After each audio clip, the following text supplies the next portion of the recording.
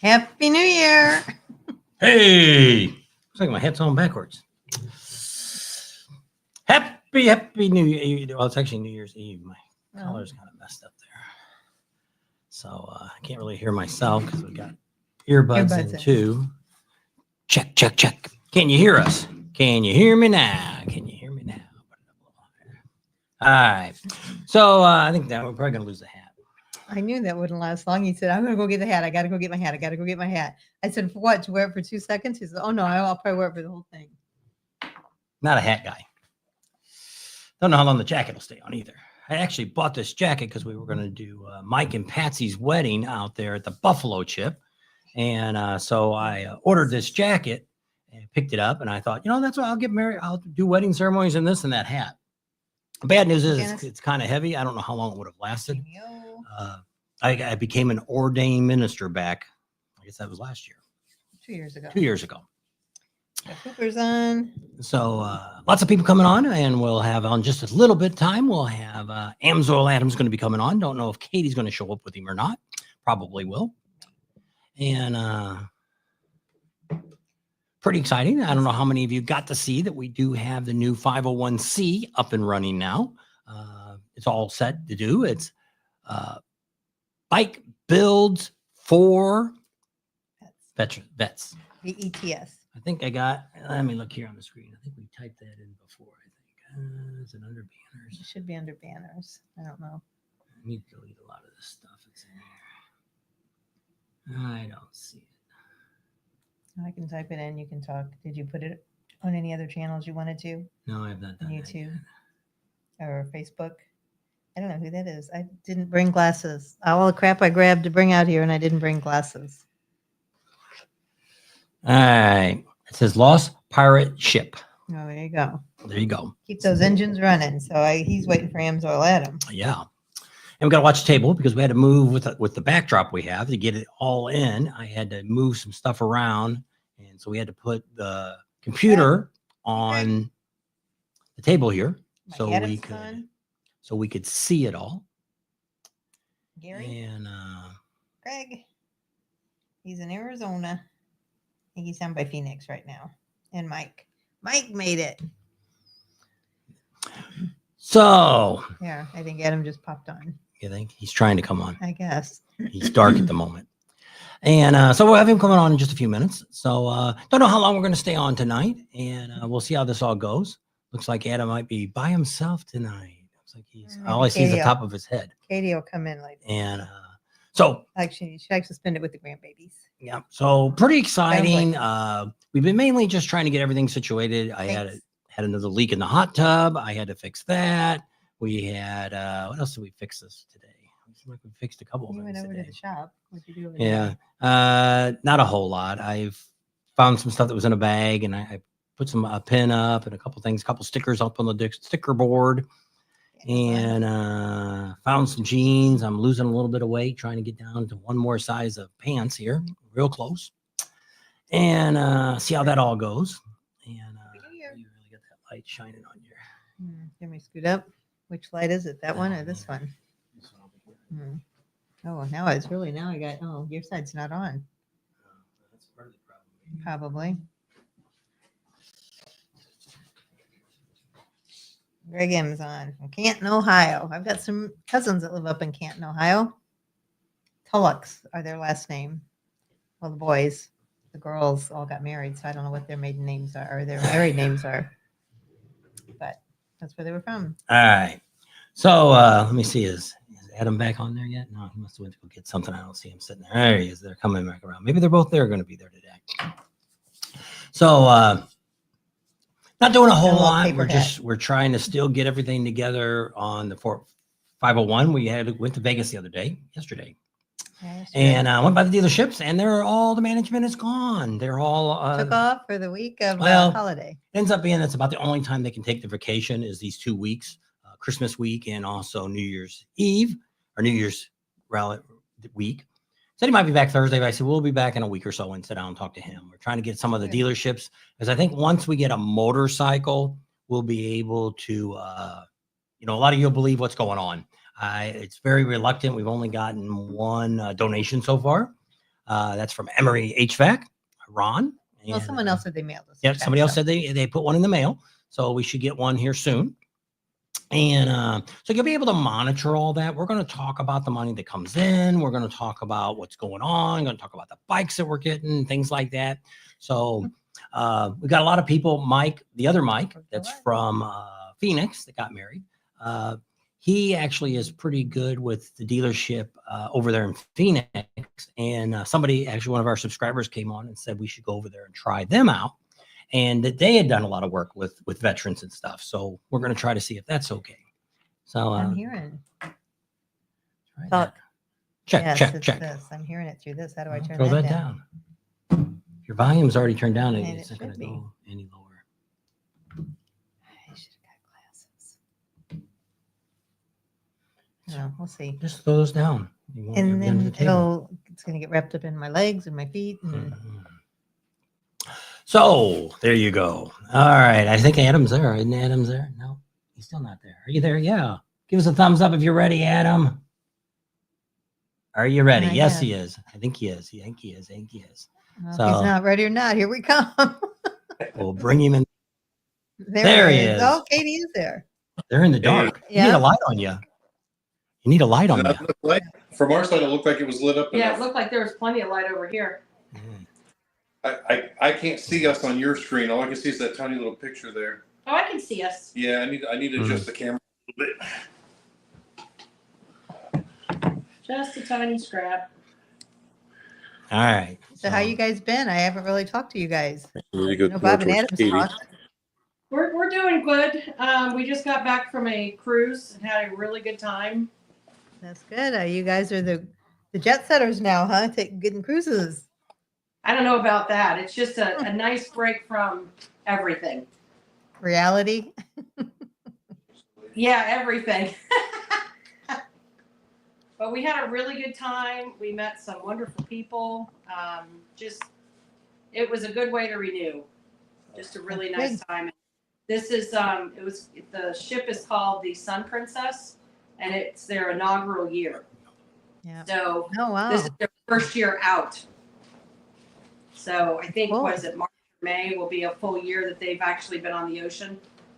I know. I So- remember. Watched one of the videos, and Adam said that it was kind of all new compared to the other couple cruise ships. Oh, you were on. very. You need to turn us this way. We're going that way. Yeah, I'm trying to. The thing is, there's such a delay in Yeah, it's hard to watch. this.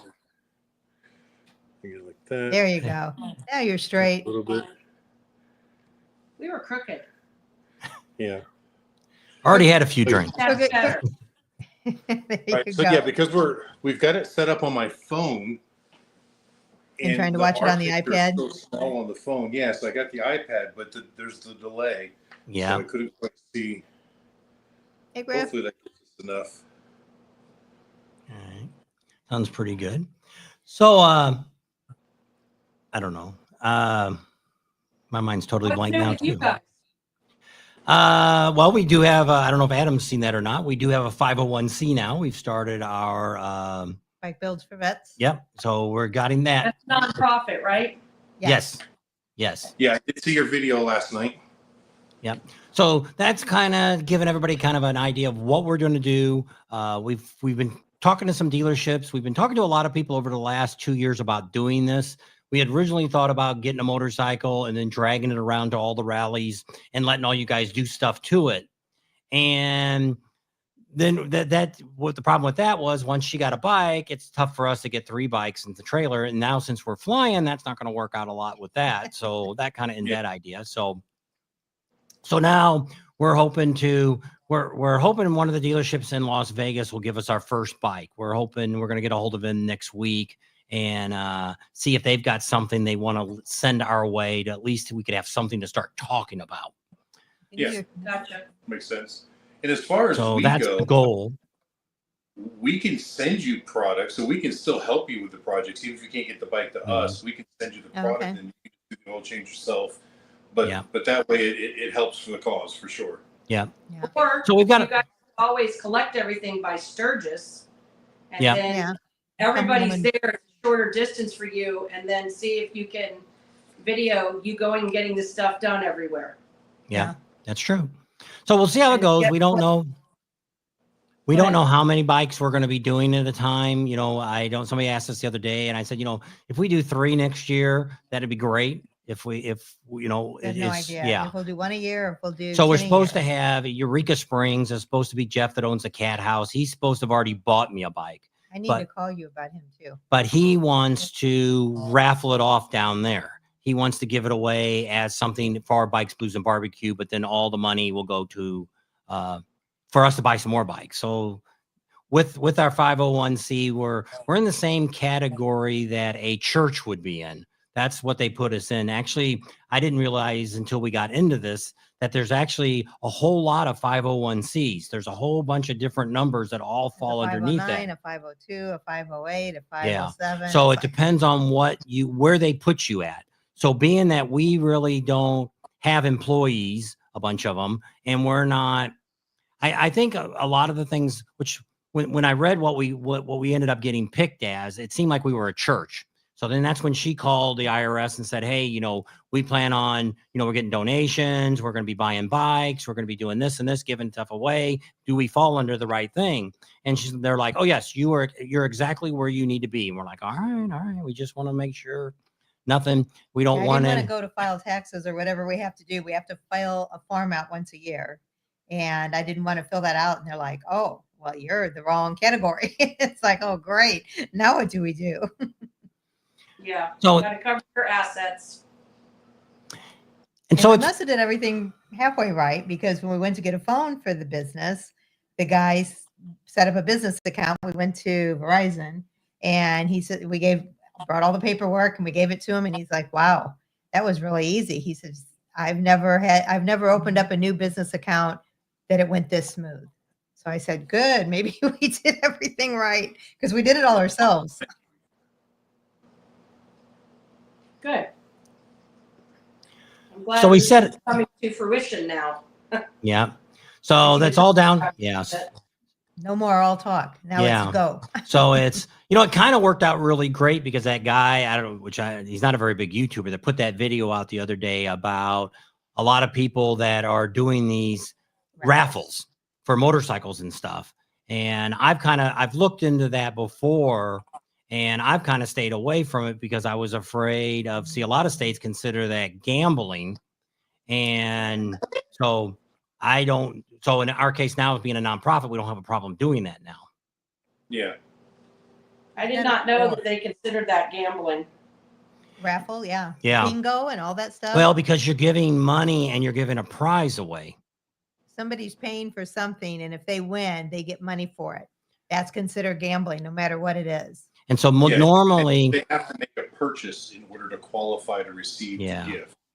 But you're paying 10 times. Yeah. You know, you're buying $150 hat that's worth $10. Yeah. So I don't know. I when it comes to like the one guy that used to be in Las Vegas, I don't remember what his name is, but he's went to Texas now. And I think that's one of the reasons he left Nevada, because Nevada, everything we used to live in Missouri, and we used to belong to this campground that we had bingo. So you would pay $1 for a bingo card, and then they took the money at the end and they divided it up, and that's how whatever they had, they gave away. Well, they got in trouble by the state. The state came after them. So then what they had to do is we had to buy a popcorn to where they could buy that for $1. Then they give us a card.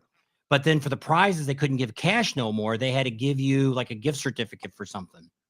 Like to the campground to get food or something. Yeah. Sorry, your butt flopped out. Hey, Art. Janice and Gareth, there he is. He's from England. So if any of you, because Happy New Year. Adam doesn't do a lot of lives, so if you guys got any comments for him or questions or even for us, don't feel free to put them up there and we'll bring them up and ask them or ask us or whoever wants to answer those questions. So tell us what's going on with the garage you got working on there. Yeah, so we started moving stuff in a couple months ago, I guess, and we just put up the video last week about us moving the Camaro and the Monte Carlo over there. And paint. Yeah, I've been over there painting this weekend. Just one room, just so I have a good studio backdrop, for filming a lot of the motorcycle content videos that are going to be done in the shop, a lot of the projects. And it took a little bit longer because it's been so cold and rainy here that it's not ideal Or it painting. won't dry, yeah. Yeah, so I've got 4 days into painting, but I'm only over there a couple hours a day, and I got to give it 24 hours to dry before I can come in and do the next coat and stuff. But I just finished it all up this afternoon. So tomorrow I'm going to go hang up some banners and pictures in the space and put the space back together. Then we should be ready to do all of our videos this year in the new studio, so to speak. That'd be cool.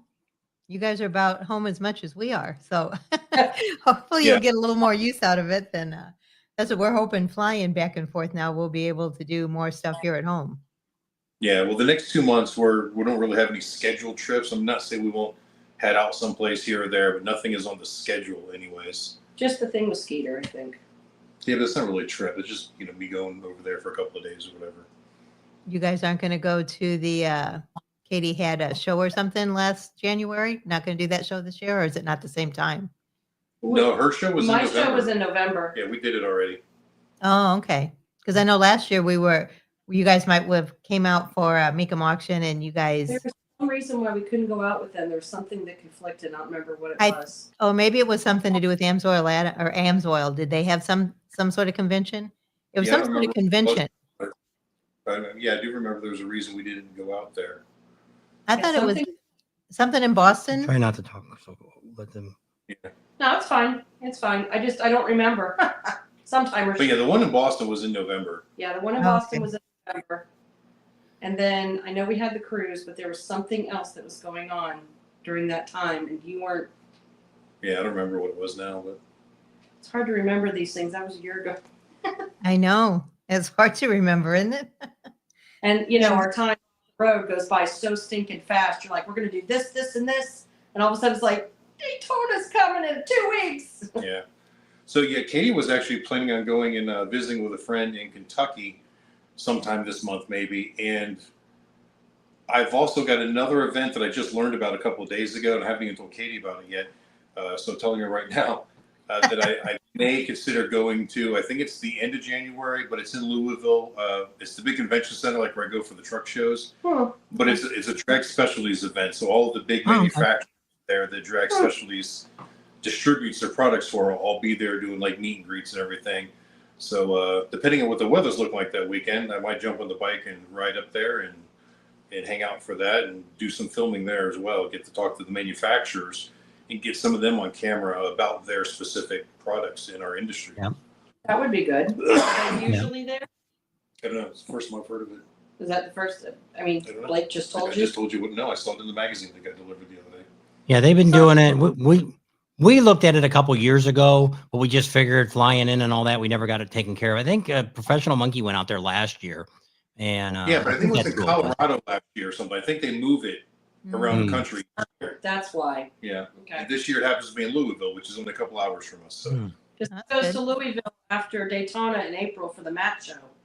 yeah, it's in Is it the March. same place? Yeah, same. Well, you should just take Goliath. Because I That know costs a lot of money. A lot more gas than it would in the bike. Yeah, I but they know. don't have to rent a hotel. He doesn't have to rent a hotel. He can park right in the parking lot. He just has That's to true. walk. That's what he does for the Matt show. It's just a whole lot easier. And it's Yeah. probably safer because, there's a lot more ice and snow up that way. So during that time of the year. I took a picture when we were at the SEMA show, and I don't think I ever sent it to you, but I think I found Goliath's brother or sister. It looked just like Goliath, but it was, I don't know, was it pink or was it just No, it was like an army green. yeah. But I was like, oh, and I took a picture and I never did send it to you guys. There was Oh, a yeah, lot if you going find on during SEMA. I've always wanted to go to SEMA, and I never have been able to. It conflicts, doesn't it? Yeah, it conflicts with Galveston Yeah. sometimes, and Mm, just too busy to get out there. And it's so far away from where we live, too.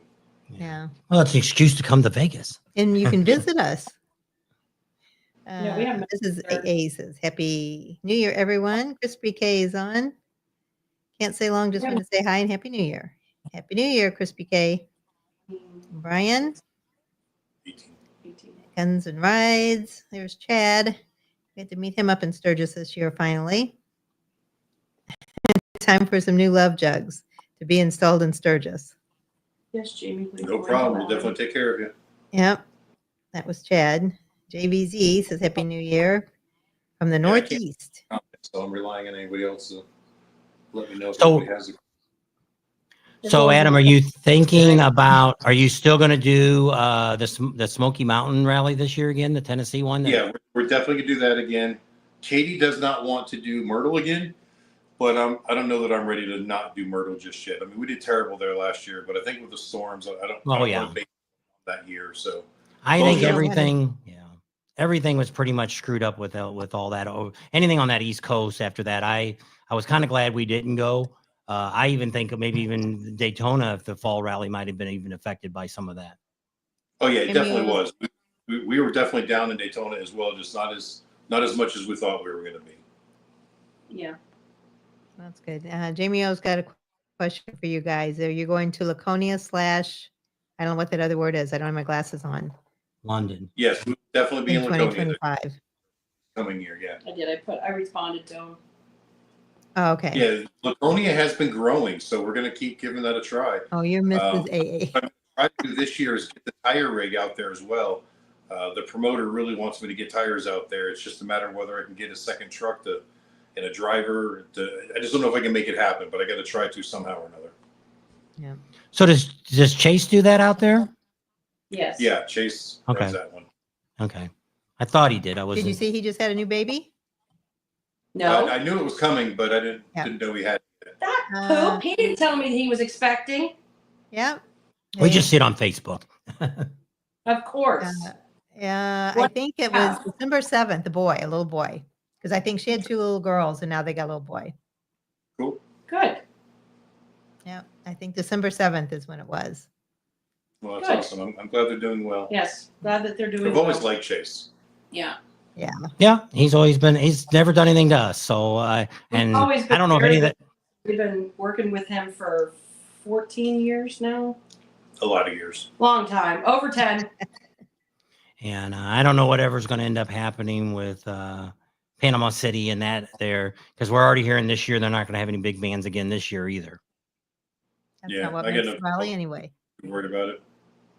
Which it is. Yeah. Which the problem with which is running into, which nobody really realizes, and we talk about this all the time, and we got this from Rod at the Buffalo Chip, is Put it on side. Live Nation and Ticketmaster, which is now the same company, they lock these artists up in the contracts.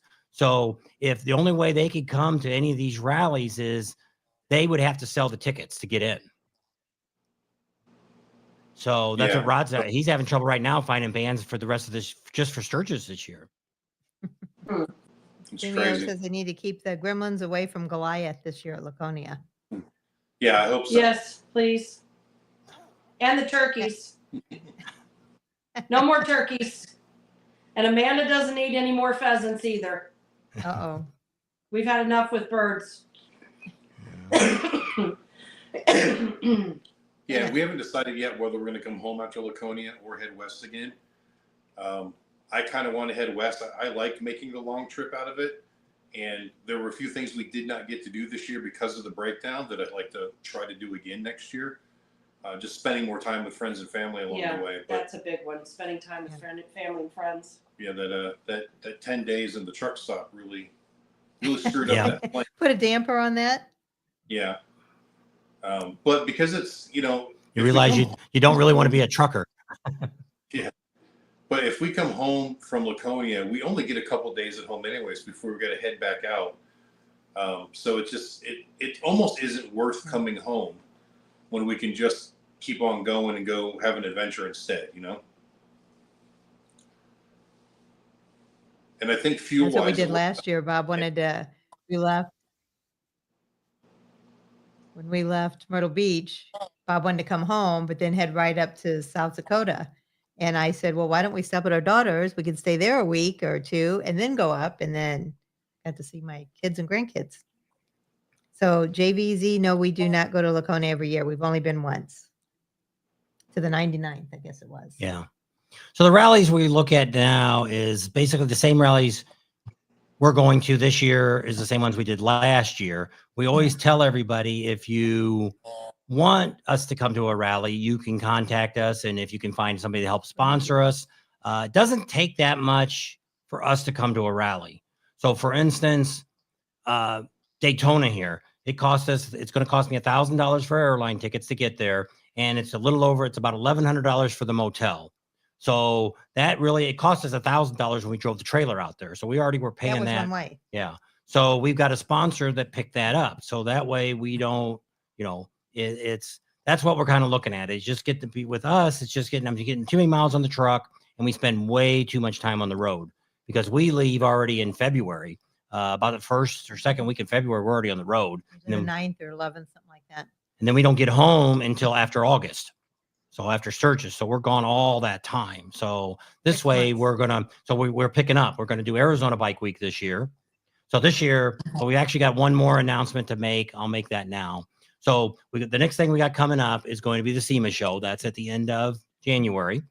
The next thing right after that is going to be later is the AIM Motorcycle Expo. That's going to be in Las Vegas. That's the next weekend, the next week, actually. There's 2 days between those two.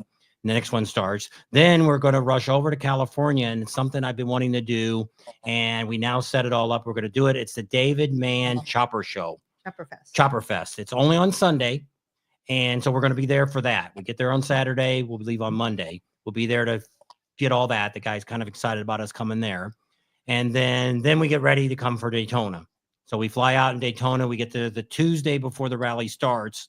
And then we stay to the Tuesday after it's over and fly back and forth. And then we come back home. We're going to do Arizona Bike Week this year. We're adding that to it. We're staying down by Eureka Springs. We're bringing the trailer for that. Cave Creek. And then we come back home, and then we'll fly for Leesburg, and then we stay. We're there for Leesburg, Panama City, and then Myrtle Beach. And then we fly home again, and then we wait until we head out to Sturgis, and we're going to do the same 8 weeks that we were there last year, 2024. We're going to do that again in 2025. Then from there, we come back home after Sturgis, and then we'll be ready for Ocean City. And then we fly back home from Ocean City because Bikes, Blues, and Barbecue now is not till the first week of October. So we're waiting to see what they want to do. We're thinking about going out maybe a week early to Bikes, Blues, and Barbecue so we can check out all the riding. So there's our agenda for next year.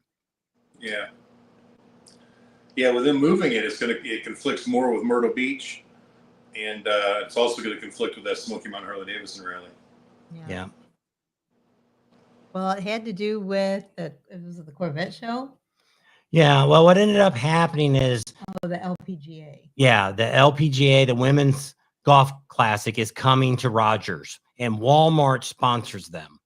So what ends up happening is what Bikes, Blues, and Barbecue said was, since it would take up so many hotel rooms, they were afraid it might oversee. It'll conflict with Bikes, Blues, and Barbecue. So one had to go or change dates. Yeah. So then they pushed it. Well, somebody had said before Bikes, Blues, and Barbecue used to be the first week in October, which I don't know if it was or not.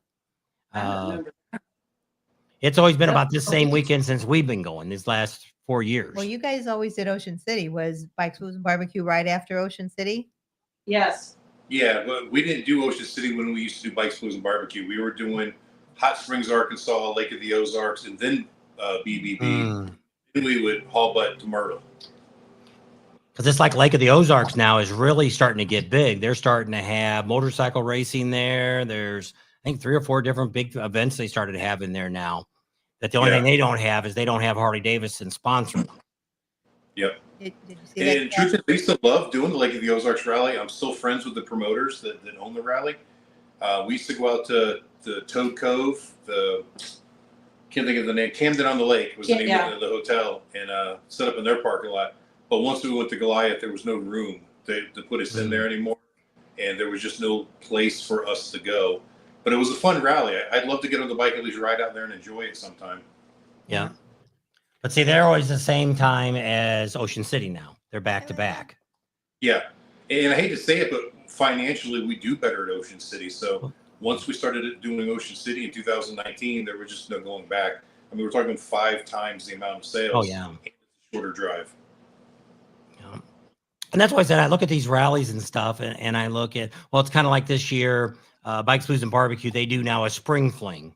Well, that's going to oversee now this year. They moved it because of Easter. And it's going to be the same weekend as Leesburg. Yeah. And 'Cause we so were going to do both. We were going to leave. Leesburg. Yeah. No, we were going to, because actually Spring Fling should have been before Leesburg. So we were going to go to Spring Fling, Leesburg, and then do those three.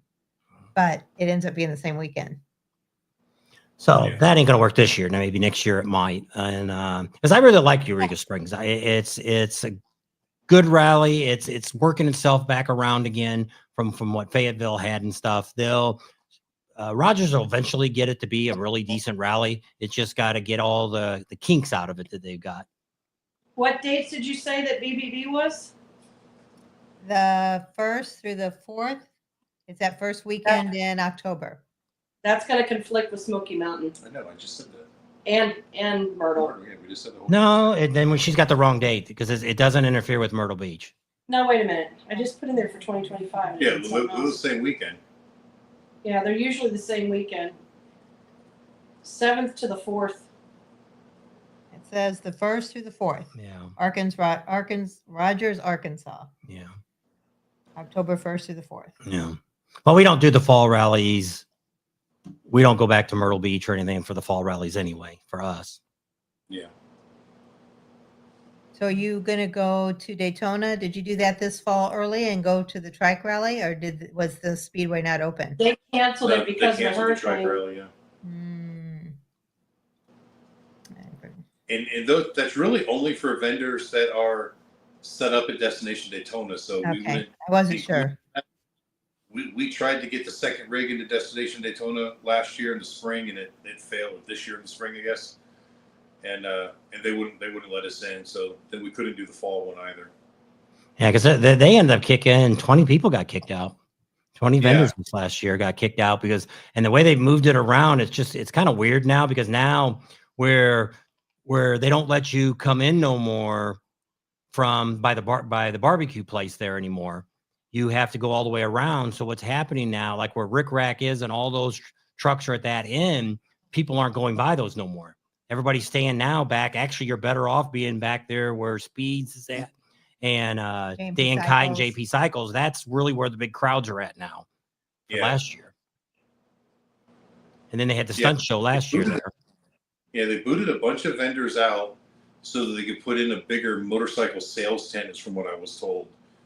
That's what they said, but they didn't do that. Look like it. All they did is where they put the big tent at was when you if you're looking at the dealership where their front door is down the side there. That's where they for the last couple of years they used to have a kids wooden bicycles and stuff like that. Kids could ride them and stuff. That's what was there. That's where they put the tent at. So I don't think they lost any, because I thought they were going to see, they got that big concrete slab out there that they had, those concrete people did a competition a couple years ago with. And I thought that's where they were going to put the tent at, and they didn't. So they didn't really, because what they've done is they were already doing this before. Shelley Rossmeyer did this, where if you buy a bike, you go out the back of the dealership where you can't see, that's closest to the highway, and you would ride your bike back there, and everybody would yell for you. The employees would all be back there, and then you'd come up and come out that way. Well, that's what they did. They put a tent, but it's not even past. Well, I guess it's by the door there, but the jewelry guy's still there. The jewelry guy, the bar that's there. There's a couple other trucks there. Eyeglass, the sunglass guy. Yeah. Bicycles. So if they lost maybe 4 little vendors, that would have been all that would have ever left. So I don't know what they did to make it different. So I don't know if, like Rick Rack, since he started bringing that big truck, I don't know if that took up more space and that a few people got adios from that. I don't know. Yeah. I'm not sure. I have not been to that dealership in probably over 10 years. Oh, really? Yeah. Yeah. You're too busy in your own little part of the world. Well, they've got another new manager now came in. Actually, the sales manager that was at Black Hills Harley Davidson is now the new GM for Teddy Morris's. Okay. That happened, I don't know, a couple months ago. And because the guy that was there before, Josh, he came from It used to be 6 bins, whatever Yeah. it is now. yeah, and that's one of the Veraccans bought, and they're very high pressure and things like that. And that's what all the salespeople there thought they were going to have to start being high pressure. And it's like, we don't sell like that. So they ended up moving those 2 guys around. I don't know what happened to that Josh, where he disappeared to. Interesting. Yeah, it's just the changing world. So did you see, Katie, that Kathy said that we should go on a cruise together? Heavens, Oh, yes. We haven't scheduled our 2025 cruise yet, but I'm sure that we will at some point. And then maybe we'll make it public so everybody knows what it is. Anybody who wants to join in, they can join in. For sure. Because it would be fun. Yeah. Just make sure everybody's got a passport. Yeah, well, that's up to them to figure out. Yeah. And we're just seeing that too, that next year by May, everybody's got to have the regular driver's license with the star on it, or a passport, or you won't be able to fly anymore. Oh, wow. I was going to say, got the passport, don't have the star. And they also said that a lot of the federal buildings now, to go in the federal buildings, you're going to have the new ID too, or a passport. They won't let you in federal buildings after May 1st. So Great. I don't want to go on one of those either. Good. That means no jury duty, right? yeah. Sorry, I That's can't. right. I can't because I vetoed this. This is against my free will. There you go. Crazy stuff. But Yeah, we had a really good time on the cruise. I think you guys would have a good time on the cruise. I really do. Well, what it was is I never wanted to go on a cruise. I'm not. And I'm always afraid of always drowning. wanted to go. And she always wanted to go. Well, then now I'm okay with. It's city. It's huge. Yeah, people don't I'm drown on the okay. I'm Yeah, you don't okay drown with going. Well, Cool. what happened to her was one of her friends that she knows got on one of those boats that broke down out there in the water a few years ago, and the toilets overflowed, and there was no food, and they couldn't get the people in, and it was just horrible. For 2 days, she was 8 months pregnant. For 2 days, she was out there. No bathrooms, nothing to eat or drink, and she was miserable. She came back, and then they were all sick too. And I'm like, and this was way before the COVID. This was like in the early 2000s or 99, something like that. And I said, you know what? That just did it for me. I don't really want to go on a cruise. So let me ask you, how many times have you seen that happen? I've seen a lot of things. Well, When I hit the side and the boat zips on the side. But there's also airplane crashes too, Yeah. and things like that. So it's likely. Yeah, it's extremely unlikely. They have so much damn food on there. It's ridiculous. It'd be Now, like did you being do better? Get in a car Yeah. because Did you more do better people. this year, Katie? Yeah. Didn't you Most- get seasick last time or one of the times? No, I didn't get seasick. I got a migraine, Hmm. but I didn't get seasick. Hmm. Yeah, we've been on, we go on Princess Cruise Lines, and this cruise line spoils the hell out of me. And it's like every time we go on another one, I'm like, let's see what's different. And they up it every time. And I'm like, I love this cruise line. I'm never coming off of this cruise line. so. If Is we there had a way to lot stay of on there all the time, we would. is there a lot of little kids on the boat? No, Not that's one of really. the things we like about it. It's not Carnival. Carnival's like the That's party ship. I have. Yeah. Mm, Or the Disney Princess cruises. or the luxury line. So there are some children, and especially when we go that first or second week in December, most kids are still in school. So it's not Yeah. a lot of children at all. I think they said there was only like 100 kids on the whole ship. When you got 5,000 people. 4,300 passengers, you don't even notice 100 kids. And they have So- their own little camps. So like, each age group is broken up into their camps, and they have them busy from the time they wake up to the time they go to bed. And they have like a little pager that they keep on these kids so that they know where these kids are at all times. Your medallion that you have for Princess Cruises, they know where you are at all times. So you order a drink online, they come find you and bring it to you because they know where you are. Wow. So they know where these kids are at all times. They keep them busy. So what's the average price it cost you for 2 of you to go on a cruise like this? Well, we always do the balcony room, which is more expensive. So I think that our cruise fare, just the base cruise fare, with the gratuities, the plus package, Which includes which all is the the drink drinks. package and everything, was like $3,400. Well, so you guys And don't that's really all your do meals. That also includes a bunch of really higher quality, not higher quality, but specialty restaurants as well. So it's Oh. like everything is included in there. You don't pay for squat. Well, there are things you can spend your money You can, but like, you know, like Amanda's little, so she only paid for the level down on the package so that she could have the internet. And she said, if I want to do a specialty restaurant, I'll just pay for it, because that way, if I don't want to, I'm not paying, you know, the extra for it. They also give you premier seating, and there's a lot of other little pluses to that. Not everybody uses it. Some people don't want to be on a balcony; they prefer an interior room, which is fine.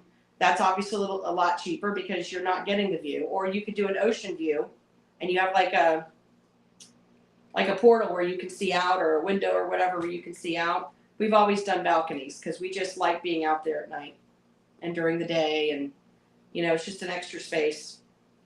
So how many But- do you do ports of call there too? How many stops do you make? Yeah, this ship went to 3 different ports of call. We did in Roatan, we went to Mahogany Bay. We made chocolate. Yeah. Oh, it was so fun. And then we went to Belize, and then we went to Cozumel, Mexico. And there we did excursions at each place, and those excursions do cost you extra. That's not included in the cruise fare, but you can choose what you want to do, or you can choose to do nothing. Like last year when we went to Puerto Rico, we didn't do any excursions in Puerto Rico. We just got off the ship and walked around San Juan for a little while and explored. We paid to get into the ruins. Yeah, well, the forts, they weren't really Forts, ruins. yeah. But yeah, there was an entrance fee to get into that, but that was, everybody paid that. It had nothing to do Yeah, with and it cruise. It's wasn't open to the public. Ridiculous. No, it was like $12 a person or something. Yeah. So, Okay. But when we were in Belize, we went to the Mayan ruins. They fed us lunch. When we were in Playa de Carmen, we got drenched because it's rainy season there. So we went to this really cool water park that was all caverns. So they fed us lunch. We ended up with a snack or something, but we got to do all these things. Like I drove an amphibious vehicle, bounced at them all over the damn place. It was awesome. probably one of the funniest moments in any of the videos I made this year was her driving that damn car. I was laughing so hard. I'm like, he's getting back what he does to me on Goliath. And he's just like this every. Yeah, I'm trying to film, and she's just going full speed through the potholes. It was a blast. It was a lot of fun. Oh, we had such a good time. So Randy wanted to know, on the cruise ships, do they rock back and forth or go up and down? A little bit of both, depends on the seas. But keep in mind, Yeah. the ships are so big Yeah, that they're it massive. takes a lot to get them to move. And They a got- little bit of rocking actually makes me sleep really, really Oh my really gosh, nice. you sleep like a dead person on these ships. Because it's just like someone in a cradle. They're just kind of, you know, it's not like this or like that, you know, it's just gentle. Half the time it's like, I'm like, are we moving? Because they have so much for you to do, you're not even paying attention. Right. You really aren't. And there's so much food you can eat 24/7. I don't know what it is. We go to this one thing called the International Cafe, and at night, I mean, most people get an alcoholic, you know, nightcap. He gets an extra coffee, and I get my tea. Well, they have snacks there, so they have like sandwiches they heat up for you, or they have cookies, or you know, pastries, or whatever you want. I mean, they have different things that you can get your hands on, and it's a lot of fun.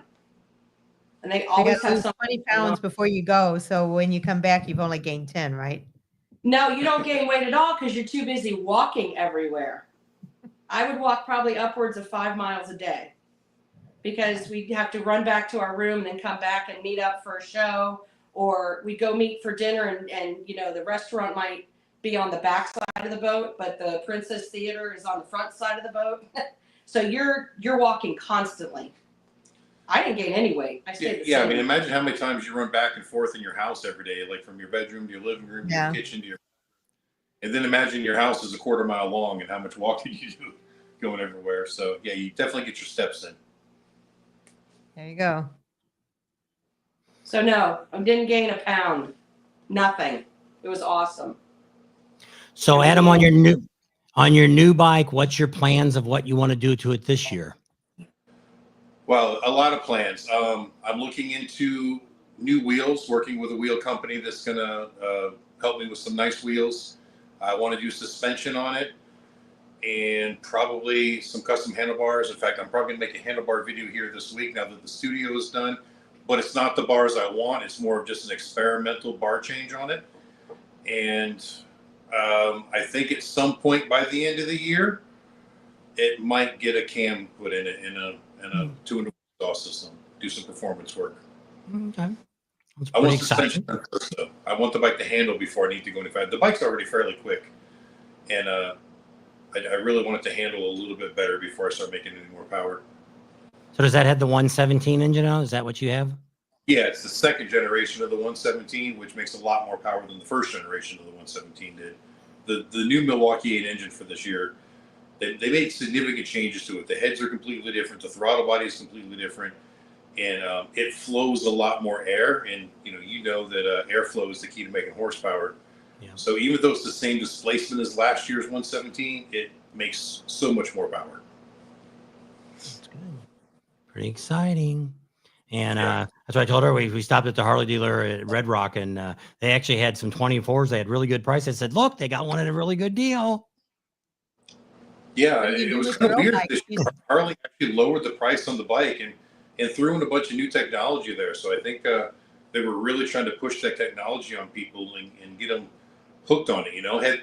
Had they raised the price, a lot of people might have been, no, I'll just keep my old bike for a little while. But Yeah. I think they did a pretty good job at the way they marketed it. Well, what we're hearing is the new bikes are probably going to jump at least $5,000 each. 2025. Yeah.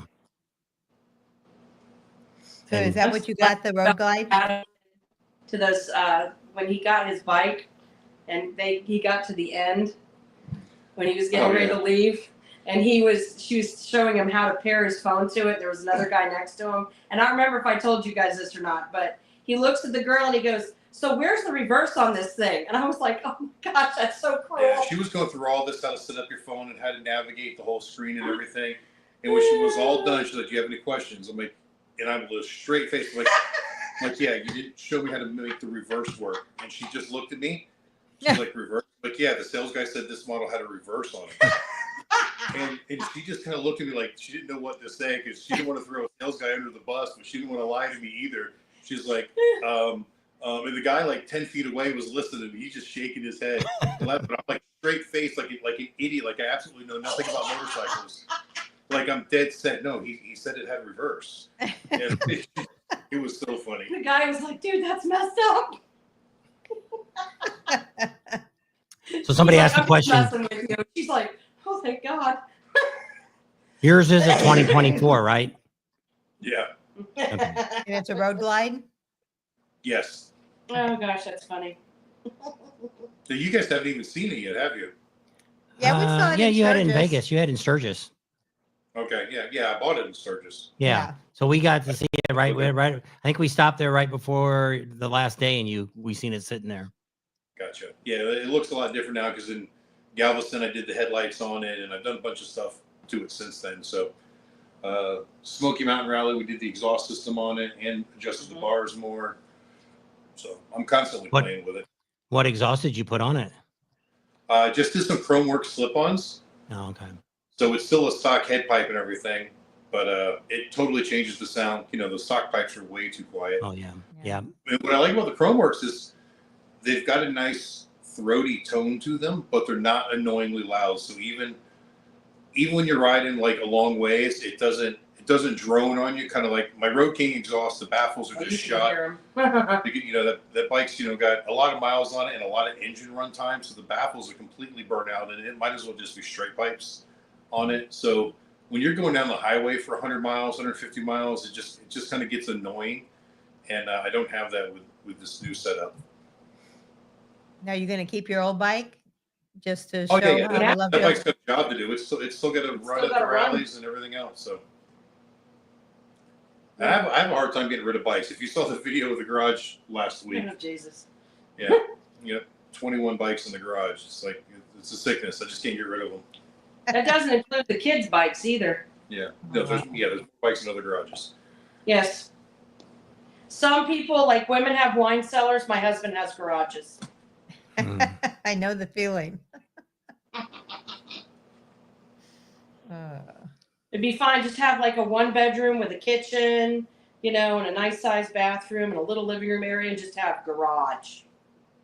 And did you see that I picked up the other bike that I bought back Yeah. in November? Went to New York and picked that one up and rode it home from New York. That was In the pretty rain. nice.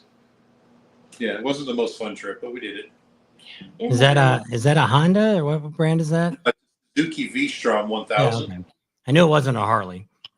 Yeah, and I'd actually bought it before I bought the Harley. It's just didn't have time to pick it up. We were out in Deadwood, South Dakota, when my friend called me and said, "Yeah, I think I'm going to sell it." And he told me a price, and I couldn't say no to it. So I said, "Consider it done. I'll send you the money as soon as Sturgis is finished." And so yeah, I bought it in August, but didn't get a chance to go pick it up Yep. a little over a month ago, just before Thanksgiving. Yep, just before. And I think Katie was a little upset that I wanted to ride it home. She wanted me to put it in the back of the truck so she didn't have to drive home by herself. I was like, Yep. It's like, no, I want to ride. I want the miles. And even though it rained, I'm like, I don't care. I'm a biker. It's just part of being on bikes. You know, you got to deal with the weather sometimes. So Yep. What's going on? Go one more. That one. That's This where is you true. This is true. Bob's but yeah, it was like going to 781 miles or something like that. So I pulled it out of a garage and it hadn't been run in 2 years. Wow. And And then you rode it home? Brave aired up guy. the bike, checked the oil, and rode it through the rain all the way home just about. You end up having that would you have All day. a flat or something too on or something? You had a Yeah. We woke up the next morning at the hotel just north of Knoxville. The tire was flat, so I had to put some air in it. And I've had to put air in it again since then, but I'm probably going to put new tires in. Those tires are old. I probably shouldn't have ridden from New York on them. They're we got home. I noticed there's like dry rot cracks all around the outside of the front tire. So I've only ridden it around town a couple of times since then. But once the studio's done, which is almost done, then I'll start doing some more videos on it as well. and what's the plans with that?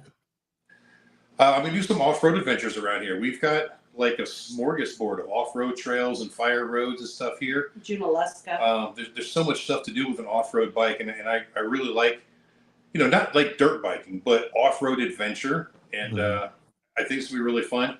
There's this place or a ride or an area down here. They call it the Georgia Traverse, and it's 368 miles or something like that. It actually starts in South Carolina, runs all the way across North Georgia, and exits over into Alabama. So I think I'm going to start riding sections of it, you know, here and there, maybe camp a night or two or something. So I'm going to see if I can get Zach in town to go along with me. I think it'll be a lot of fun. Chip did that, didn't he, with Mike? No, he did the Trans-American or Transcontinental, Trans-American Trail, whatever it is, which is different. Okay. That one And was then over- in Sturgis next year, you need to bring it so you can go to the Adventure Bike Week before it starts. Or I Sturgis consider starts. that. I don't know if I can get another bike and a trailer, but if we've got another truck taking tire rig out there, then maybe I can throw it in for that. Because there's all kinds of cool places out there to ride this type of bike too. There's That's like what the whole tire situation, because we're not allowed to do tires in our parking lot. Yeah. Adam was telling me about that. So I have to just find you another place. Yep.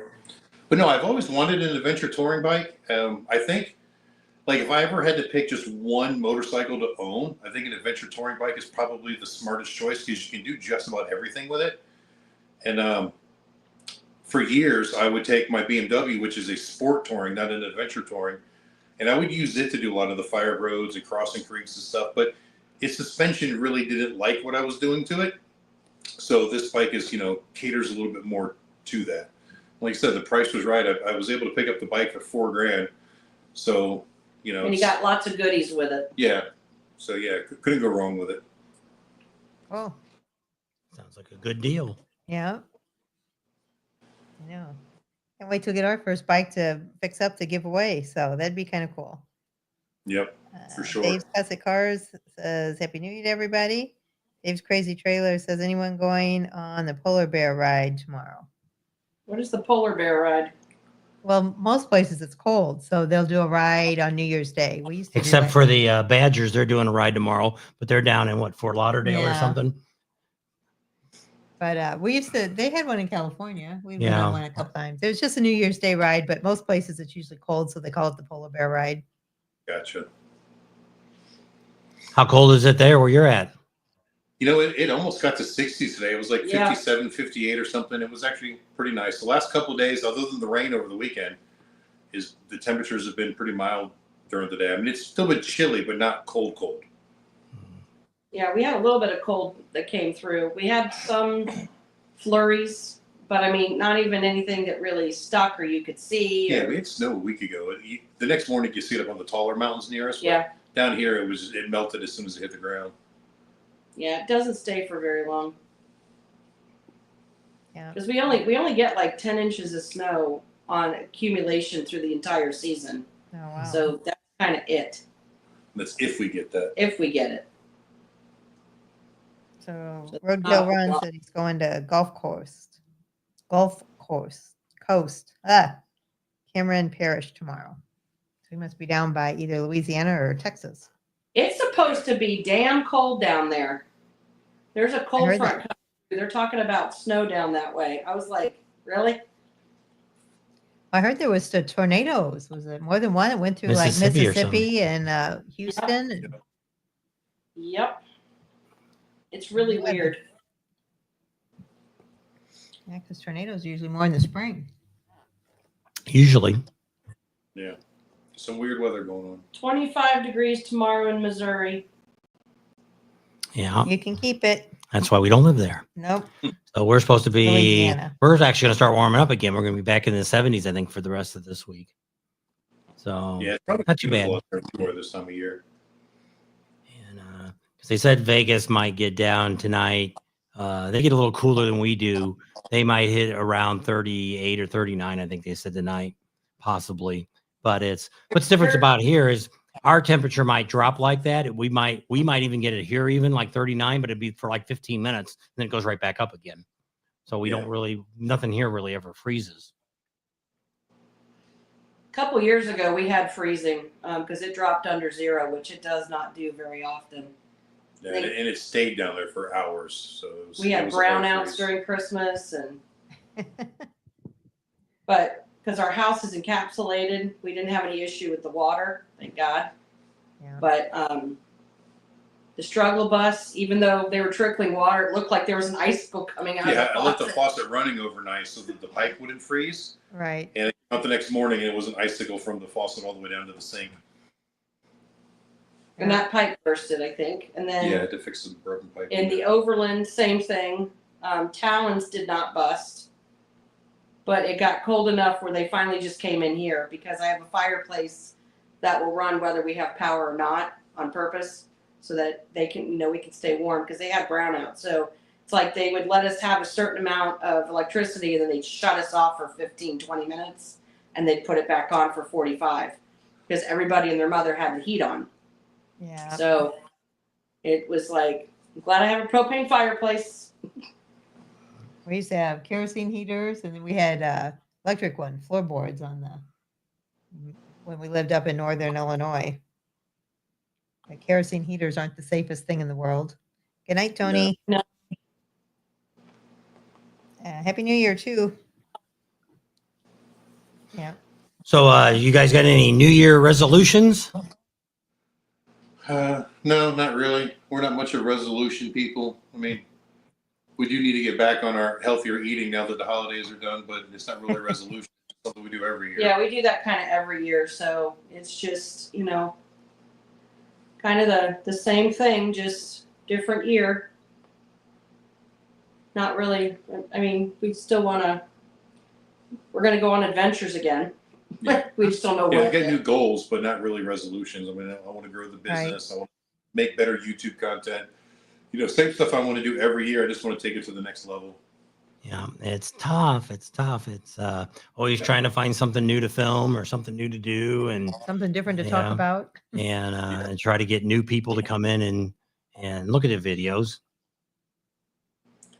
Yeah, we've been really trying to get to that 20,000 subscriber mark, and we just can't quite get there. It's tough. It gets to be, which is what's weird about our channel is when I don't have that many viewers, I'm still getting a lot of people subscribing. So, but they're not watching that much. So it's like I'm assuming Why are it's you people. subscribing and not watching? Well, I'm assuming it's people because what's That makes bad sense. about our channel is it's people normally come to my channel only when they're interested in that rally. If it's Sturgis, if it's Daytona, if it's Leesburg, whatever it is, that's what they're really watching. We have a base crew of people that watch, but I don't have a steady 4,000 or 5,000 people that's going to watch every video. And I guess we're not that. I guess I don't do that good a presence, I don't think, on videos, which I try to think about it before I do it. And so I don't know. I go back and forth with all this too, because I put up a couple well, now YouTube, I don't know if you've noticed that or not, but YouTube now you can put 2 thumbnails up at a time and put it down as a test. And YouTube will run both thumbnails on different sites and see which one runs the best. Okay. And you can go in there. So when you go do I'll have to explain it to you on the phone. You'll have to click on it and see it. But when you get your thumbnail, when you pick your thumbnail, the very last one says test trial, I think is what it says. And you click on that one and it'll open up. You can put up to 3. I only did 2. So the other day I did it with the girls. I had those 3 girls in bikinis. I had them on there. And I took another one where we were driving there in Sturgis by the Spearfish Canyon, going back to the waterfalls on the gravel road. So I had a shot of a bike there. And I had just some sayings because I put 5 or 6 videos on rallies in those same, but ended up being the 3 girls brought more views. Of course. Yeah. So Any it's like International Park. Never been there. So I try not to be. I don't want to be to where that's the only reason they come and look, because they want to see the girls that are in the video, and so I don't know. But they do. I know, but you don't know how long. You can't. There's not enough data there to tell you how long people actually. They give you how long the average of everybody watches, but you don't. They don't break it into categories to say, hey, the 18-year-old guys watched 10 seconds because they seen the first 10 seconds, they didn't like what you did, and you're subscribed. If it'd be nice if it was broken down more than just an average. And so I don't know. I think I'm getting ready to add that video IQ. I got a deal for that for 50% off. And I've been using TubeBuddy to help do videos. And they say this video IQ is supposed to be better. So well, supposed to give you more. This, I've been using vidIQ for 2 years, and my daughter and I are having a conversation the other day. I don't ever go into it. My daughter does it for me. So I make the video, I'll make the thumbnails or whatever, and I'll post them. I'll even create a title, the whole 9 yards. And then she'll go back in and tweak them. And sometimes a couple weeks later, she'll go back in and tweak them again using vidIQ. And she said that a couple of months ago, they totally changed their format, and it's really hard to use, and it's become absolutely useless. She actually wants to cancel the subscription. Mm-hmm. Well, what they've done is they're getting more to AI. So you've got to kind of understand how that's working. So I'm going to try it and see, because like I said, I can get it for, I think it's $7 a month. And if I pay ahead of time for a year, for it's just dumb. And so I'm going to try it out and see, because I've gone in and I've changed some of the ones that TubeBuddy won't. Sometimes if it's not going real good, I'll change the title. I'll let them, but they use a lot of the same thing. They like to use the word revving up the rally or revving up for this. And it's like, I don't want to use the same lines all the time. So I don't know. I try to figure out what's best, but I mean, that's what's weird about YouTube, because it's with their algorithms that they have, which I've got friends that are YouTubers that got 300,000 subscribers. And then one time he went and he spent a whole week making a video. He made all this fancy stuff in and did all this stuff. He does RVs, and it was one of his worst videos that ever came out. And he says, he probably spent 3 days working on it. Yeah. And he's like, I'm never doing this again. He said, I thought this would be my #1 video. I spent so much time. Well, I tell people we're more, and you're kind of like me, we're more like vloggers than we are YouTubers. Yeah. Where we're more telling them what's going on, what we're doing, what we're happening. We're not like a movie where we're giving you the beginning, and at the end of the movie, you get the climax and you find out what happened. Well, the successful YouTubers are more that way. And so it's like, I don't know. I don't know. We'll see. I'm hoping with the veterans build that that'll add a lot to my channel. people that want to. So I've got a bunch of people now. I've got so many people now that just contacted us and said, "Is there any chance I can come out and work for you a week? I'll come out and I can rebuild motors or whatever." And I'm like, "Sure, let me. If I get a bike and I got that situation, I said I can set something up and we'll see what happens because I want to stay away from getting really into motor work. I'm willing to do just about anything else, shocks Repair and the motor front part. ends. And we got one of our subscribers actually paints motorcycles down in Tennessee. I think he is. Is it Tennessee? Georgia. And he just told me anything I need painted, send it to him. He'll paint it. And he'll pay the freight to send it back, and he'll paint all the bikes that I need. I just got to take them apart and send in the parts. And I'm like, okay, that's great. So if we get one with the fender that needs fixed or Because we figure painted- that's what's going to be most of these Harley dealers. I don't think anybody's going to give me a new bike, but I figure that they've got a bike that maybe it's got a lot of miles on it, or a bike that's got some damage to it that somebody's Don't wanna trading fix in up. that they don't want to justify putting money in. Or if it's even most of the time, these dealers don't want anything older than a 2014. So So I've got speeds that says that if I take the motors off and send them to them, they'll go through the motors for me. But like I say, I don't want to spend that much time with the motor taken out and sending it away and all that. And Take it to Sturgis, because you'll be there for weeks anyway, and just have them do it right before the rally starts. Yeah, that's a possibility. And like I say, I don't know, and we'll have to just see how that all works out.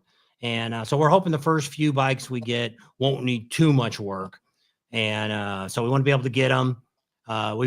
We've gotten a couple other options. There's somebody else contacted me that belongs to a veteran organization that works with people that have PTSD from the service, and they could hand pick us people that would be great for the circumstance, because some people can't ride a bike and some people could do it. And then if we do get a dealership that wants to give us a newer bike, that would be what we would end up doing, is raffling it off. And maybe take it to Sturgis and deliver it to Sturgis or something like that. Would be the grand prize would be left there. I don't know. There's a lot of possibilities, a lot of things going on. We just got to see how it all turns out and how it all works out. Definitely cool. Yeah, we're going to be doing some giveaways too this year. In fact, we're going to announce one here probably in the next week or so. We've got a bike that just one of Talon's bikes. We're going to kind of raffle it off, give it away, sell it for $1. We're not sure how we're going to do it. We haven't looked up all the legalities on it yet, but we're going to do it one way or the other. And I think we're going to basically just continue on that platform as we give one away. We're going to build another one and then give it away, and build another one, give it away, and just have some fun with it. Yeah. Mostly So just to give. in Florida, or is he up here with you guys? No, he's back up here with us. Okay. Well, I say with us. I mean, he's got his own place. He's not living in our house. Right. He's Well, I know. I meant he's in on your the area. compound. Yep. That's what our neighborhood calls us. Oh, you guys live on the compound? Yep. Oh, that's nice. You're all close then. That's good. Yeah. Depends on what window you look out of. You'll see grandchildren running around, or your children, or animals, and kids were riding their bikes today. One of the kids got an electric motorcycle, so they've been zipping all over the place with that. And Cool. yeah, charged the battery on one of their little quads, so they were running around on that. And then their bicycles are over the place, and just having a good time being kids. Yep. That's the way. Better be outside playing than stuck in the house on a stupid computer or tablet or Phone. That's what my one son-in-law, that's what he does. He does TV commercials. So I was talking to him about, these young kids, they're so computer savvy and all that. And he said, no, these kids today don't even know what a mouse is anymore. He says they don't work on computers anymore. These kids are all using phones, or they're playing games on TV. the Switch or the Xbox, the So little, they totally have no idea what a they computer don't know how is. to use a computer. And I'm like, oh my gosh, I thought that would be, where a lot of these kids would eventually end up being more in a tech savvy. And now it looks like these kids are going to be useless. Not necessarily. They can still be taught. I mean, some of these kids have iPads, stuff like that, so it's still touch Some can, technology. and we're still running into, which I talk to so many people. You wouldn't believe how many 30-year-olds don't want to work anymore. And It's just Say it. sad how people don't want to do a job. My neighbor across the street, Ray, he's 70 years old 73. and he works at the Ford dealership here. He only wanted a part-time job because he bought a vet and he bought his new motorcycle. He wanted to pay those off. And he runs rings around the kids that are 20 years old. Oh yeah. He said all they do is want to play on their phones. That's the sad part. They're not taught. Work I ethic. think that's why there's such a shift to trades right now because, over the past couple of years, because kids don't know how to do anything. No. So it's like they have to learn in order to survive. You said down at this Ford dealership, they charge $180 for labor here, and they pay their mechanics $18.50 an hour, and they had 4 of them walk out last week. And I'm like, what you do, which is things have really changed since I got out of the automotive. I can't believe how $20 to $28 is a high paying job now at a dealership, even if you're a motorcycle mechanic. And it's just like, that's tough making a living on that. It is. It makes no sense. No. And it's like, it just seems like they were, because heck, when, which isn't that, this is, so I'm 64. So that would be almost 50 years ago. I guess it'd be 48 years ago when I went into the trade. I was working at the dealership and I made $8.95. So they're only making, in 40 years, they're only making $10 more than I was making back then. And I'm like, that was part-time right out of high school. Yeah. Yeah, there's some industries that just haven't caught up. For instance, like truck drivers right now make between $100,000 and $125,000 a year, if they're lucky. But that's what they were making back in the 80s and 90s, Mm-hmm. And really good pay back then. And now it's just, Mediocre.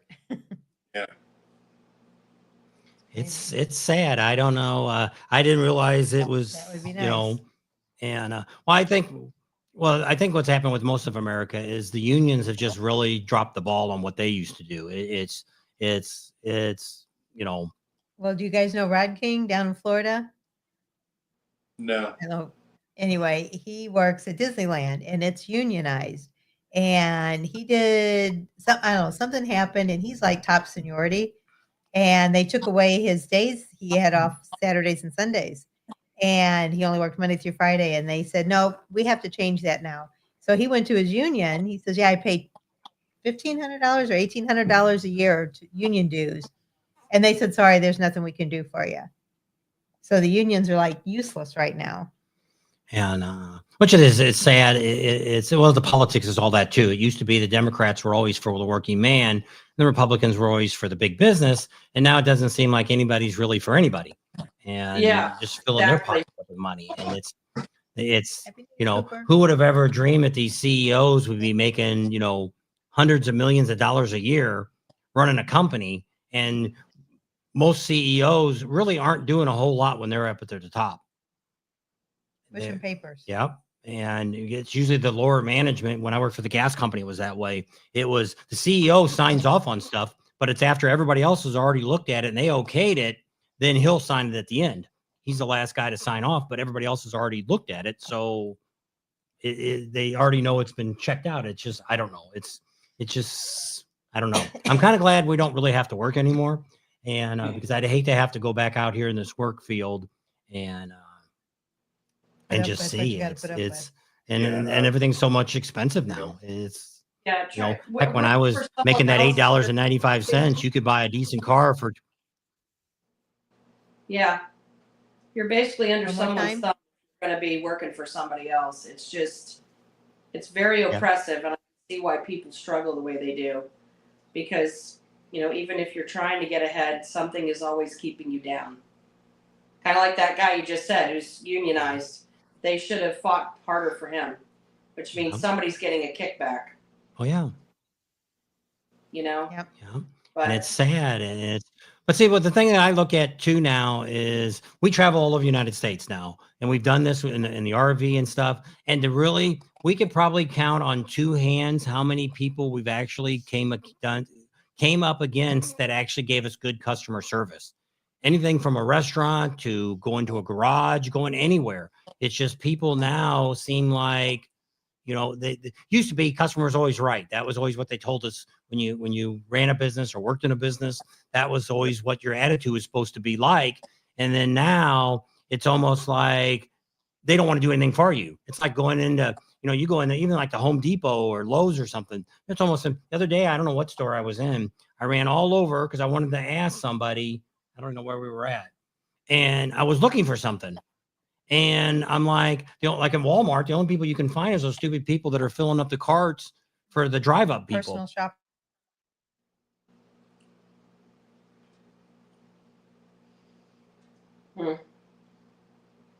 Did we freeze? 3 Did we months ago, freeze? we went to Oh, the there we go. Outback over here, and the guy was just only well. He did a great job, kept our drinks full, everything. And that's what we told him. I said, wow, we want to get your name because we want to make sure we recommend you. And I said, well, how long have you been working here? And he was an older guy. He was probably in his late 20s, early 30s. I would say closer to 40. And he said he'd been working there at the Outback for 15 years as a mechanic, as a server. And I'm like, wow. I said, you do a really good job. And when we just actually went over there a couple of weeks ago, and we had really bad service. Where From was somebody It different. had to have been her first day. When you asked for something, it was the Outback, and the people we were with, she asked for a bloomin' onion, and she's like, "You want a what?" A bloomin' onion, as the appetizer. Yeah, it was just like, I'm like, this has got to be her first day, and yeah, didn't bring the drinks, didn't bring any bread. It was just like, oh my goodness, it was not a good experience. But it had to have been her very first day. But you think that there'd still be some training involved? I mean, whenever I ran restaurants, when we bring a new server in, they always followed an experienced server for at least 3 days before we let them on their own. But you look now in a lot of these restaurants and stuff, they've got 19, 20-year-old kids as the manager. Yeah, that's true. And so it's, That's I mean, this probably is just, not paying them a lot of money, and they've had people who've had seniority that have left because they don't want to pay them what they're worth because they can pay these kids a lot less. But what they fail to realize is it's going to kill their business because nobody's going to want to come back because it makes them look like they're incompetent as a company. so Harley Davidson, Chiefs Chiefs fan, fan. gave us a super chat. So thank you for that. We Yeah. appreciate that. It all adds up. And Compton kickbacks. Bite your tongue, Katie. but yeah, it's that's the sad thing. No matter where we're at, I mean, it could be anywhere. Our hardware store, we have an Ace Hardware down the street here, and it used to have some really good people in there. The other day, I guess I went in there yesterday. I needed a fusible link. I'm working on the hot tub, and there was a fusible link that was broke, and it just got a little 20 amp fuse in it. It's 12-volt system on the radio. So I went in there, and I'm like, I looked down every aisle. There was not a soul in that store that worked there, anybody. So finally I figured it out because I went down electrical and there was connectors for 12-volt systems and stuff like that. It was all there. And I'm like, well, okay, let me go back where they could sell the oil at. And there it was. It was hanging up where the oil was at, is where I found it at. So it's like there was nobody the whole time I was in the store. There was nobody. Nobody asked me, do you need help? Is there something you can help me with? I couldn't find anybody to help me. Ace is the place with the friendly hardware guy. They might be friendly, but they ain't in the store. Oh. But I mean, it's just, it's, I don't know. I can't, because I used to always have that when I used to work at places, garages and stuff. And what they always said, the way to ask, like, if I worked for you to ask for a raise, what I would do is I would go in there and I would bust my butt. I would do more work than anybody else you've got working for you. And then after a week or so, I'd walk up to you and I'd say, how do you like how I'm doing? And you're like, wow, you really are really doing a good job. I said, well, then you need to pay me accordingly for what I do. But so you get a lot of other people that will come up and say, well, if you pay me more money, I'll work harder. Yeah, that's not the way it works. And that seems to be the mentality, I think, of the people we have today that are out here. Yeah, you got to prove yourself before you get the money. Yeah. And I know there's always people out there, and I'm not going to, there's some great 15, 16-year-old kids, or some 20-year-old kids, 30-year-old kids that are busting their butt and doing a great job. But I'm saying the majority of the people that are out here today. And almost everybody says the same, just like at the rallies. You've had that same problem. Try to find good help that wants to work for you, that are dependable, is hard to find. Yeah. It's definitely true. And so it's like, It took I us a don't, while to build a good team. I'm glad we've got it. I hope we can yeah. continue with it. But Because when we used to own our DJ company, it was like that. When right after 9/11 happened, that's kind of when we kind of fizzled out. Well, all these people I had working for me, they all decided they didn't want to do it anymore. They were tired of doing it. And It was every single weekend, and that took your whole weekend up, you know, and it was, and I mean, I got it, but they had no wives anyway. not really, but still. They got paid. And so it was like, but it's like I say, I guess I can see that too. And but it is hard. It's really hard to build you a business up. And well, the one thing we finally figured out after all the businesses that we've owned, you're always almost better off doing it yourself and being done with it, because nobody's ever going to do as good a job as you're going to do yourself. yeah. That's true, but some people too, I mean, things change in life and people figure out what their passions are, and if their quality of life isn't being met, then they will change direction. And what might be a passion for you might not be a passion for them, which is understandable. Yeah. Which is why, being in this industry, we've tried to find people who have the same passion, because, people who love motorcycles typically want to work on their own stuff, but not everybody has that work ethic and that authenticity, integrity as a basic human being to want to work. They want things handed to them.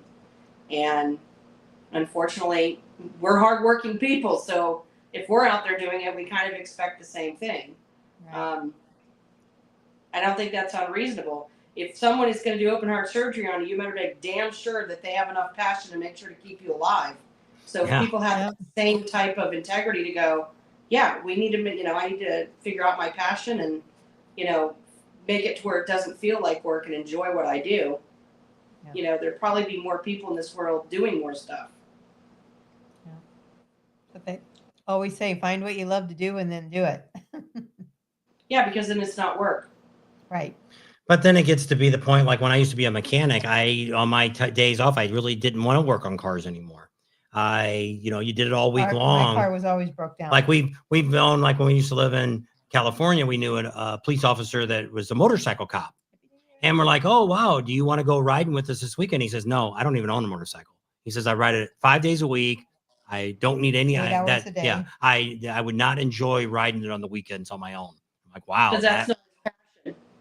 Yeah, but that's just weird how, but I guess you could see that because you do it all the time. So why do I want to keep doing it? And so that's why I said sometimes you don't want your job to really necessarily be your hobby. You just want something that you enjoy doing. Because now, after all these years, I wished I would have, when we almost went into service, we were this close to signing up for the Air Force. We were all down to just taking our physicals. That's all. Everything was done. And so they really wanted me to go in as an electrician, and I wanted to go in as a mechanic. And that's what I was going to go in as a mechanic. Well, now when I go back and look at this, I wished I would have been an electrician instead of being that aptitude test, and he scored highest in electrical. And so but I didn't want to do that. My brother ended up doing that, and he retired from that. And I wished that would have been a lot easier job, because the bad thing about being a mechanic, there's really not, even if you're working for yourself, there's not a lot of money being a mechanic. You got to buy all your own tools. You got to buy, nowadays, nobody used to be, when I first started in the automotive industry, Ford, the corporation paid for the schooling. They would, like in St. Louis, they had a Ford school that you would go to off and on throughout your career and learn different things. Well, now, even with Harley Davidson, they have to pay for that training now. So then they want to send, they send one guy to training where dealerships or whatever it is, and that guy's supposed to come back and train the other guys. Well, the shop pays on flat rate. Well, nobody's going to show you how to work on anything if they're being paid on flat rate. And so, more people. That's ridiculous. yeah, Bye, Rowan. Happy New it's Year. just, it's nuts. And well, Harley Davidson's gotten to the point where used to be the dealers would go to corporate Harley in Milwaukee and have meetings and stuff. They don't do that anymore. Everything's Zoom now. Every meeting that Harley has, everything is Zoomed. What did you hear? Harley dropped their DEI DEI, yeah. program. So that's I all think gone. They everybody's dropped, got the DEI program. No. They're all Lowe's is not. No, Lowe's. Costco. Oh, well, I said It's Lowe's. Costco. Lowe's and No. Costco's. I thought. Walmart, Lowe's, American Airlines, Jack Daniels, Harley Davidson. Those were just a few. Dropped it. And they said Costco kept it. But I think Costco is a West-based company, I believe. California. You guys have Costco's out there? not where we live. Not But where we they're live. probably over in the big cities. You guys have like a Probably BJ's. couple Isn't that like a Sam's, a BJ's? It's a couple hours away. So I don't know. Got more people coming in. Yep. She's looking through the Yep. comments. Why work with government to pay you at home and smoke a joint when you can? So what is And watch everybody watching us doing for New Year's? Watching us? Yeah, watching us. Well, see, now a lot of people now, just like here, they just announced on the radio and the TV that the cops are everywhere out tonight, looking for DUI driving and stuff. And it's like, nowadays it's not worth, just like in your case, if you get a DUI, you're not driving a truck anymore Yeah. because you can't fight it. And so it's tougher on people now because it's like when I used to work for the gas company, I had to drive a truck. So if I got a DUI, I would be out of my job. So Well, you guys are like us too. You don't really drink alcohol either. Almost never drink. I Yeah. did on the cruise ship. Did It ya? didn't taste like alcohol. Those are the ones you got to watch out for. I had my first Bloody Mary, Tam. It was amazing. You liked it, huh? Oh, I did. And then they had this other thing called a palate cleanser before you had your dessert that was made out of banana puree.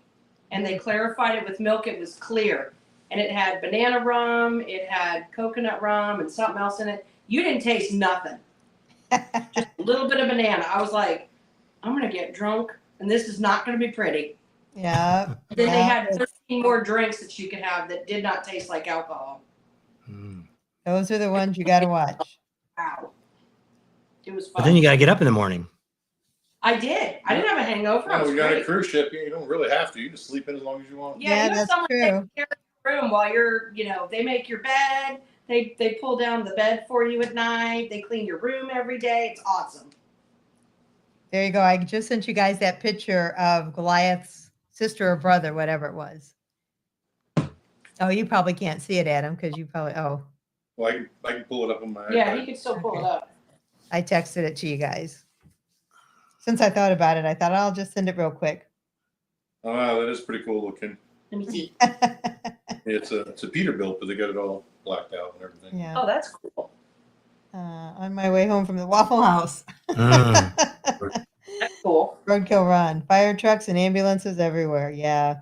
Yeah, it's not worth going out either. Well, people drive stupid enough as it is normally every day. Cajun So drive. now you got them out on New Year's Eve. They're going to drive twice as stupid. Yep. So it's like, I don't know. Yeah, we don't ever go out on the holidays hardly ever anymore. Nah, it's Amateur not worth hour, yep. There's Steven. Steven's on. How you doing, Steven? 'Cause we went a couple years ago. We ended up going to Vegas and stayed, and then ended up being our hotel. They had something going on. Actually, they had it early. Yeah. They did it on East Coast time. So it was really nice because by, I guess 10 o'clock. Yeah, because they did at 9:00. Well, I guess you had a dinner and everything, and then they had, I guess they had cocktail hour first and the Yeah. dinner, and then they They had a had band. some music, some entertainment, and then they did the countdown, and that was at 9. They did it East Coast time, and then the next hour they had like a big party. It was like a disco party. And that went on for an hour. And so at 10 o'clock, it was all over. You went back up the stairs and went to bed. It was all right there in the motel. I was like, this is awesome. My That is kind of awesome. night.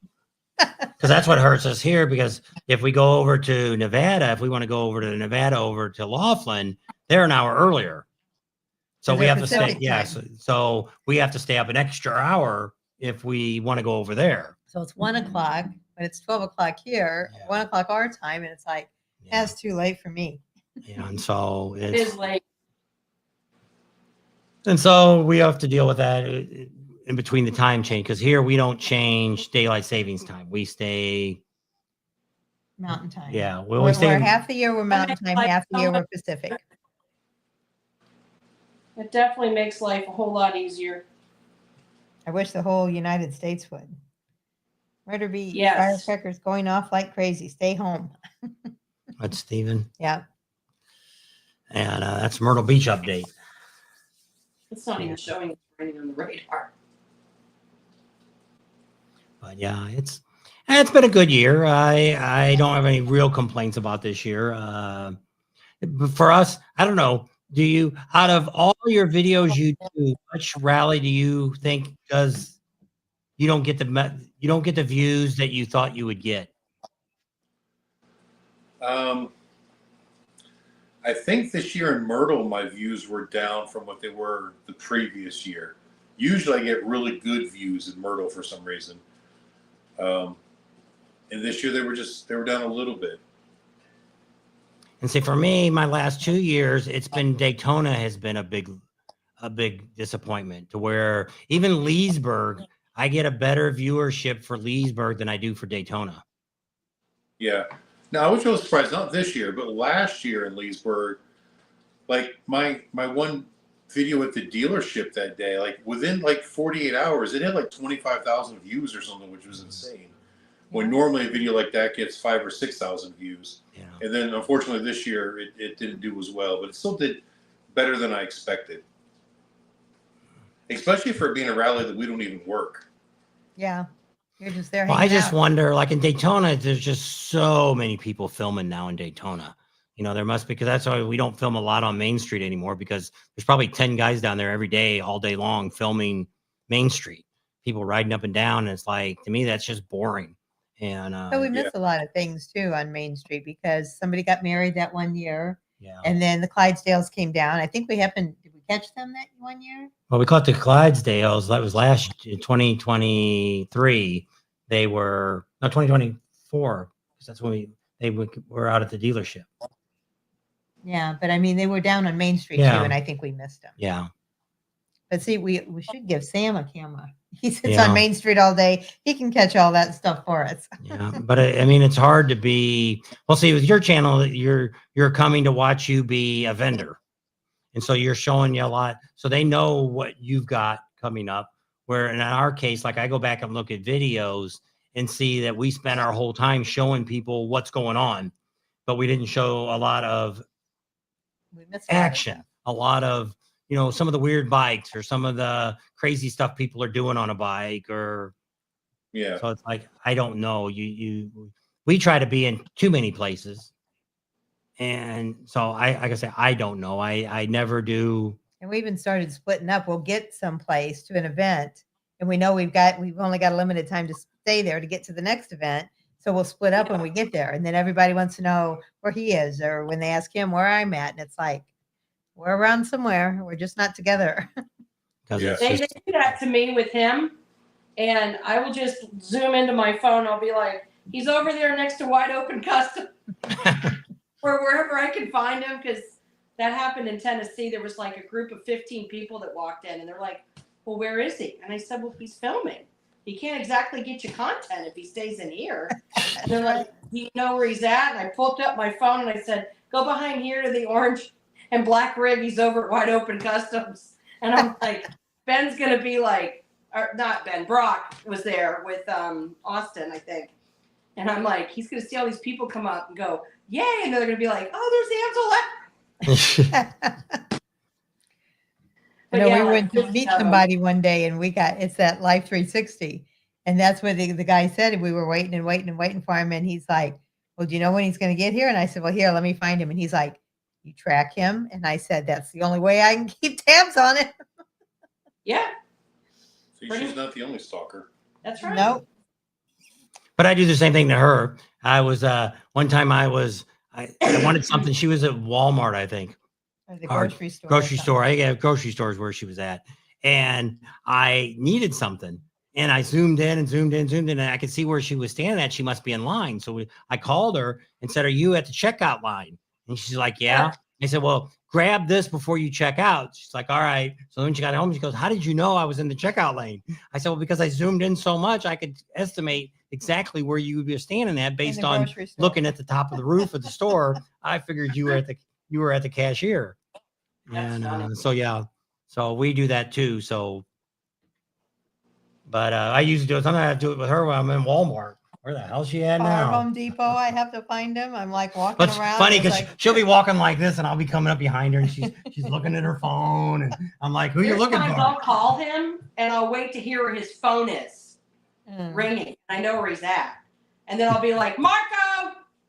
Well, see, my phone's always turned down, so Yes, she can't do that to me. he never answers his phone. Nobody calls me. Yes, they do. I do. Sometimes Adam does too, but he's like, well, I was filming. Or I was, I had my hands in grease and oil, or I was painting, or I was something. You can't sit Yeah, it still doesn't for help very when you long. need them. I know the feeling. We got some more messages here. My neighbors refinanced and they have every year fireworks. Oh, wow. A big fireworks display. I had Amsoil Adam semi passed me a couple weeks ago, and I think on I-70 heading west in Kansas. There you go. When? Jess says Happy New Year. They had an Amsoil semi pass Oh, them. a semi pass. Yes. Gotcha. Because they transport oil via like UPS. So I know it wasn't going to a distribution center, so I put on there. No, it was a semi truck. It's probably going to distribution centers. I know. I No. thought Amsoil when it was probably going to an event. No, Happy New Year, SJS. The only semi trucks Oh, you're lying. ones that go from distribution center to distribution Okay, I was wrong. So, Lone Cowboy Adventures, it was. And I thought that first. I'm like, no, they would be transporting without their logos on there, but maybe they do. So Stephen thinks that North Myrtle Beach is going to be open back up to vendors up by the Alabama Theater. Oh, the Alabama Theater. That's not Barefoot Landing then. Yeah, huh? the Alabama Theater is what's right up front, isn't it? I think that's in front of. I thought that's where the Y was, where the 17 and the 17 bypass split. Isn't that the Alabama Theater? Yeah, it's Barefoot Landing. The Alabama Theater's down the road a ways. That's what he says. He said by the Alabama Theater. House of Blues or something that was back there behind. Yeah, that's what we heard. We heard there were supposed to be vendors up there because some of them already had it signed up for this year, said that they were getting it. So yeah, they we'll were see where there they at are the showing. fall rally as well. Were they? But they were very limited. There was very few there. Yeah, well, it was like a last minute thing. They got it back opened up, so I guess they didn't get everybody. Oh. And I guess some of the vendors were over Barefoot chasing a lot, so they lost a few here or there. So It that just seems like Myrtle Beach is just dwindling because, at least when you have an event coordinator like Chase, you can go, okay, well, you could vent here, there, or wherever. And then you have other people like at the Beaver Bar where she just packs them all in. It doesn't matter. It makes it really challenging. And there's so much stuff that is not even duplicated, but it's in triplicate and quadruplicate or whatever. There's just too much of the same stuff.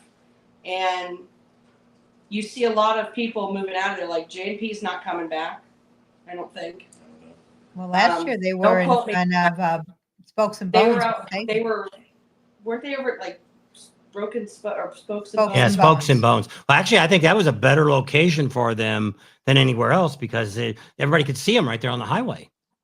Yeah. And they had it pretty much that whole end. They had their own entrance because when they were closed, they put barricades up to where you couldn't even park in front of their tent. But like, there's Oh. nothing that's a draw there. I mean, I get in the springtime, people like going there from like the Northeast because, they like going to that beach and they have a lot of fun there.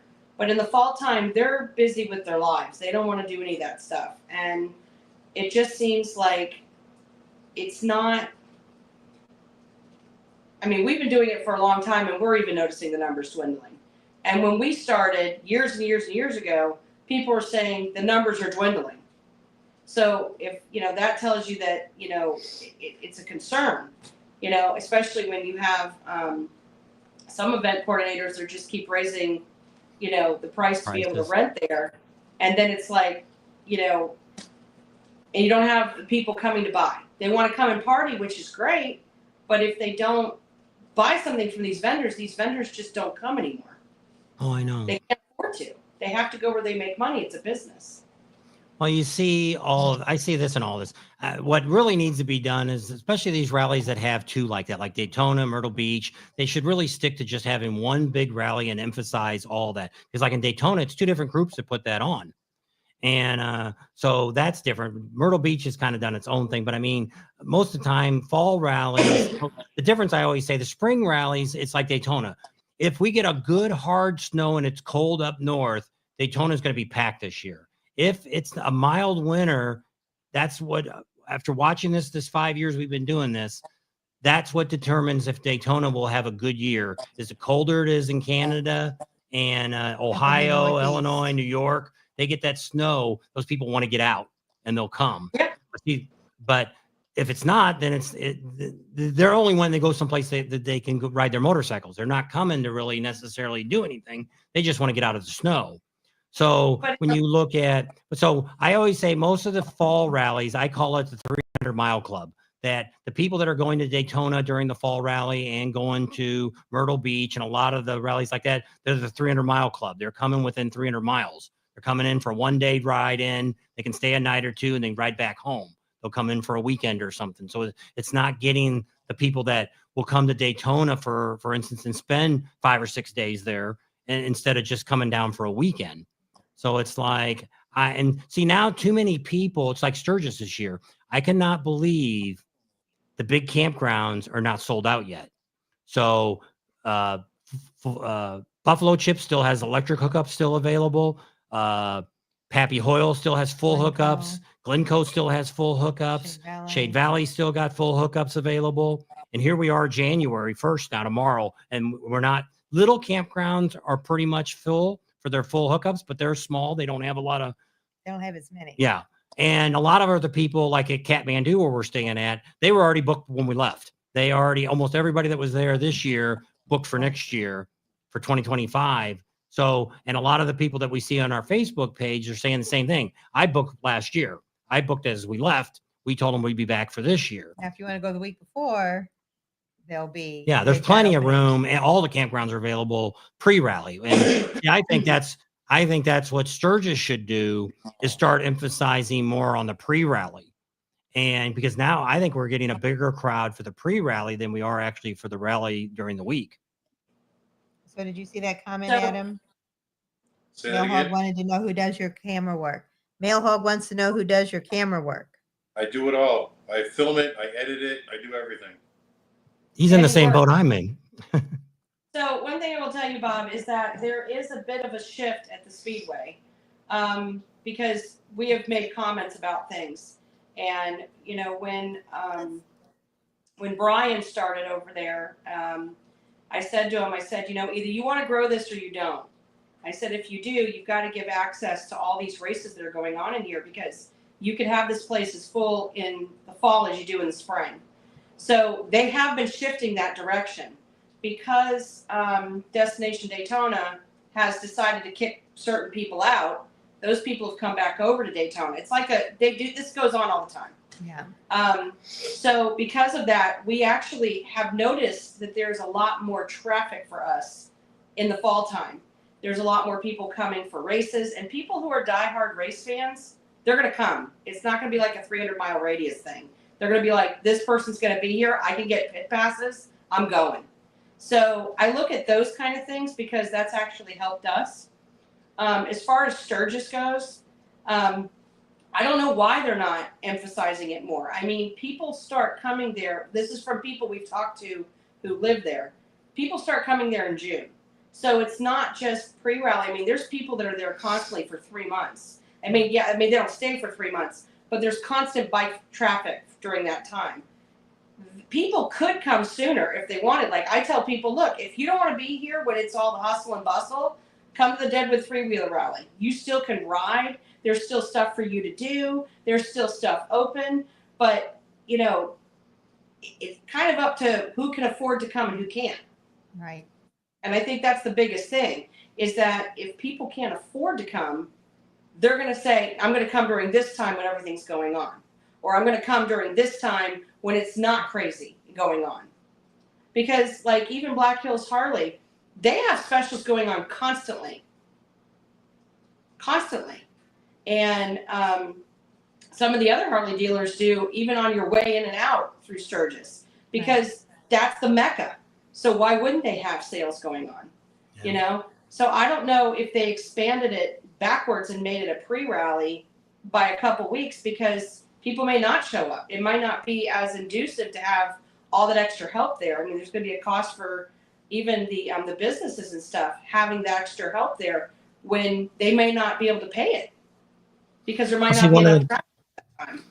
One of the things I was thinking about is, it really, the last weekend of the Sturgis rally, it really peters down. And just like at the dealership there, pretty much on Saturday, most of the trucks are gone before noon. Yeah.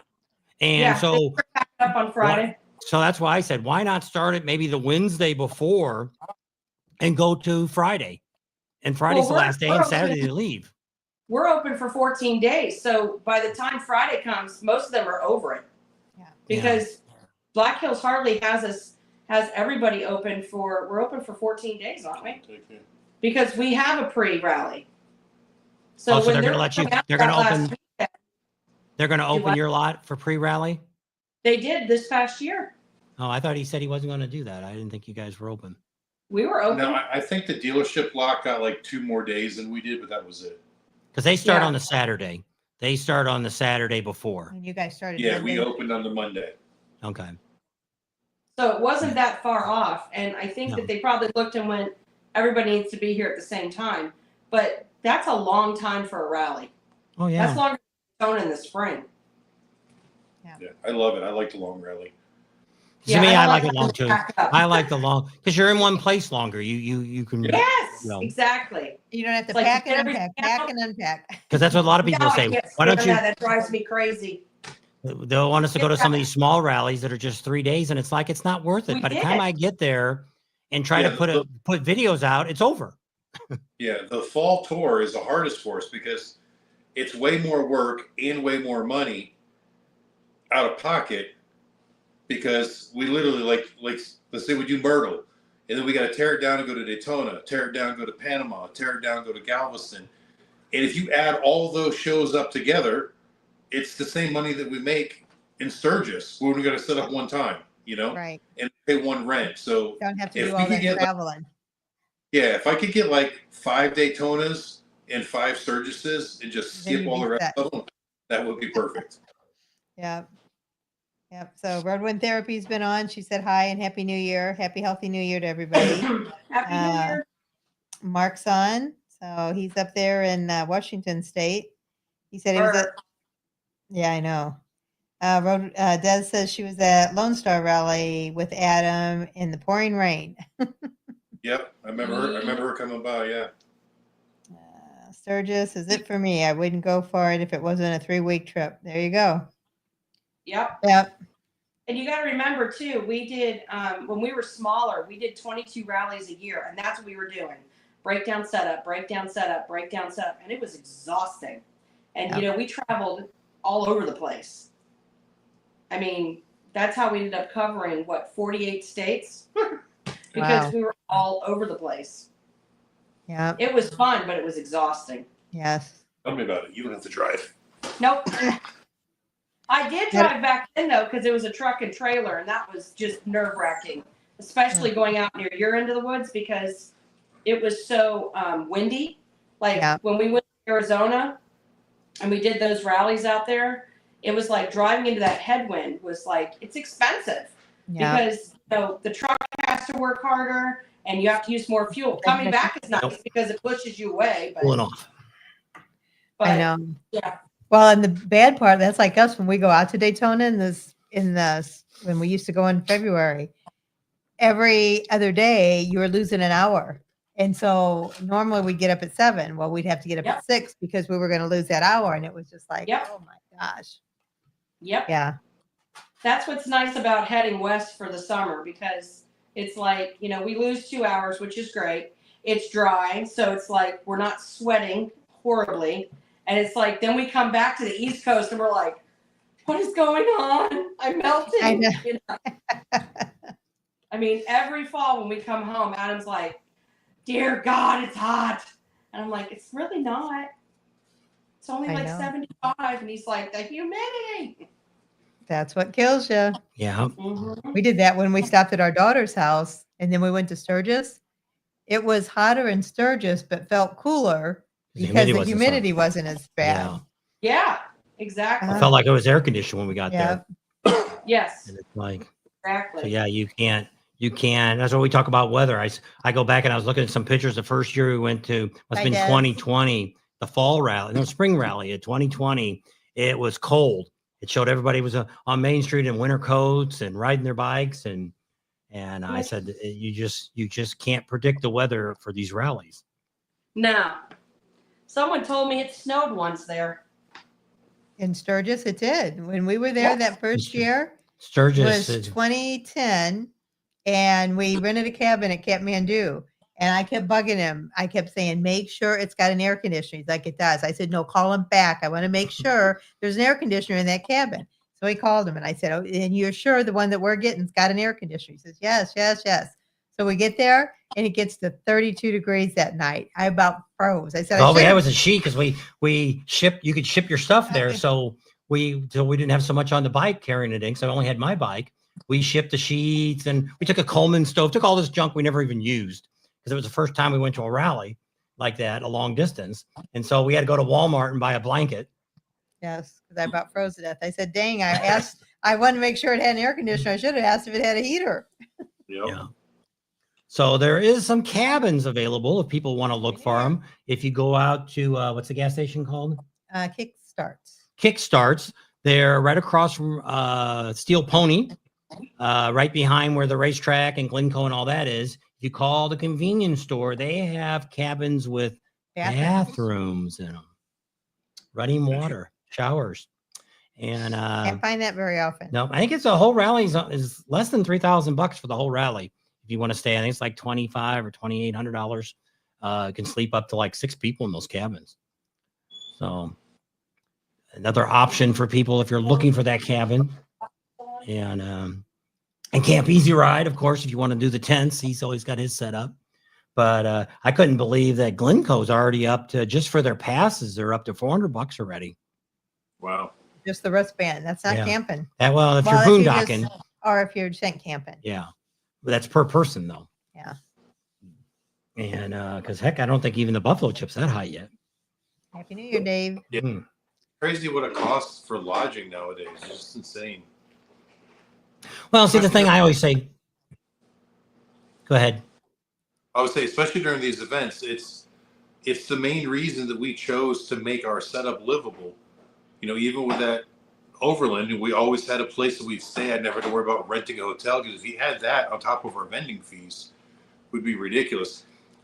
And yeah, using Goliath and the trailer, we're paying more for rent at our vending spot, but we're not having to book a hotel or anything as well. So it's still expensive, but it gives us the square footage we need to up our sales. Yeah. You know?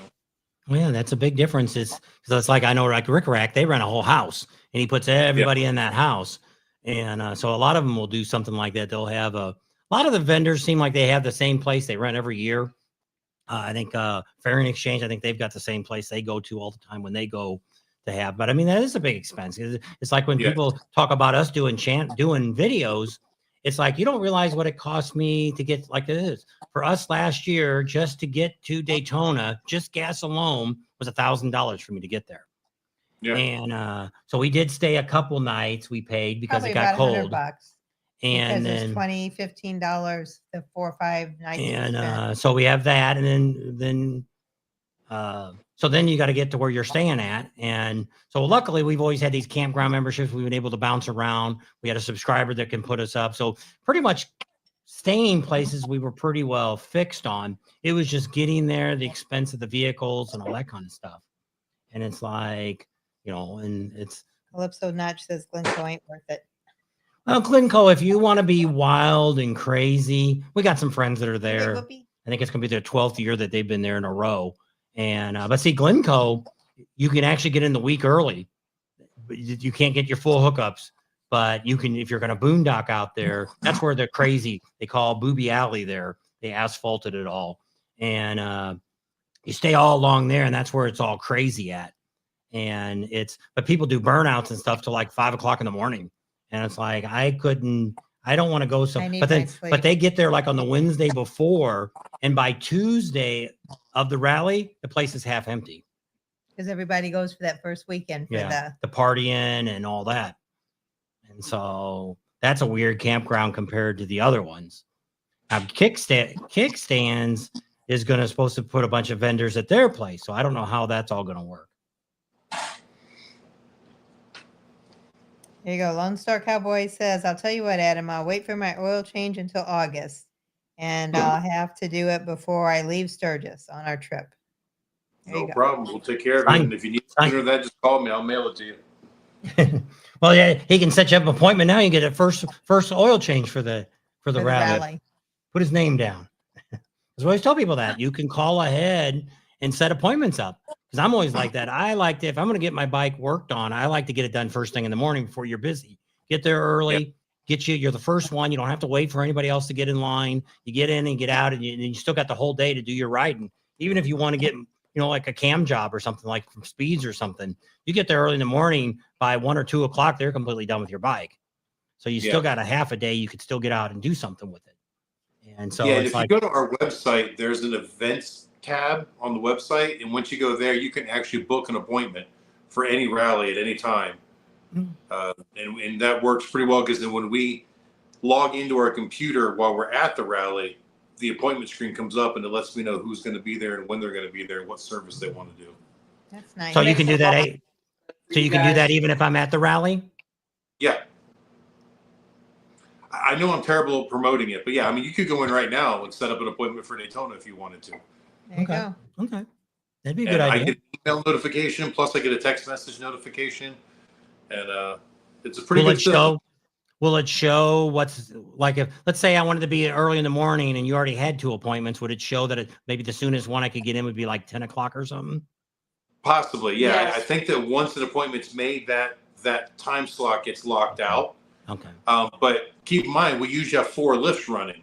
Yeah. So we can take up to 4 at the same time. Okay.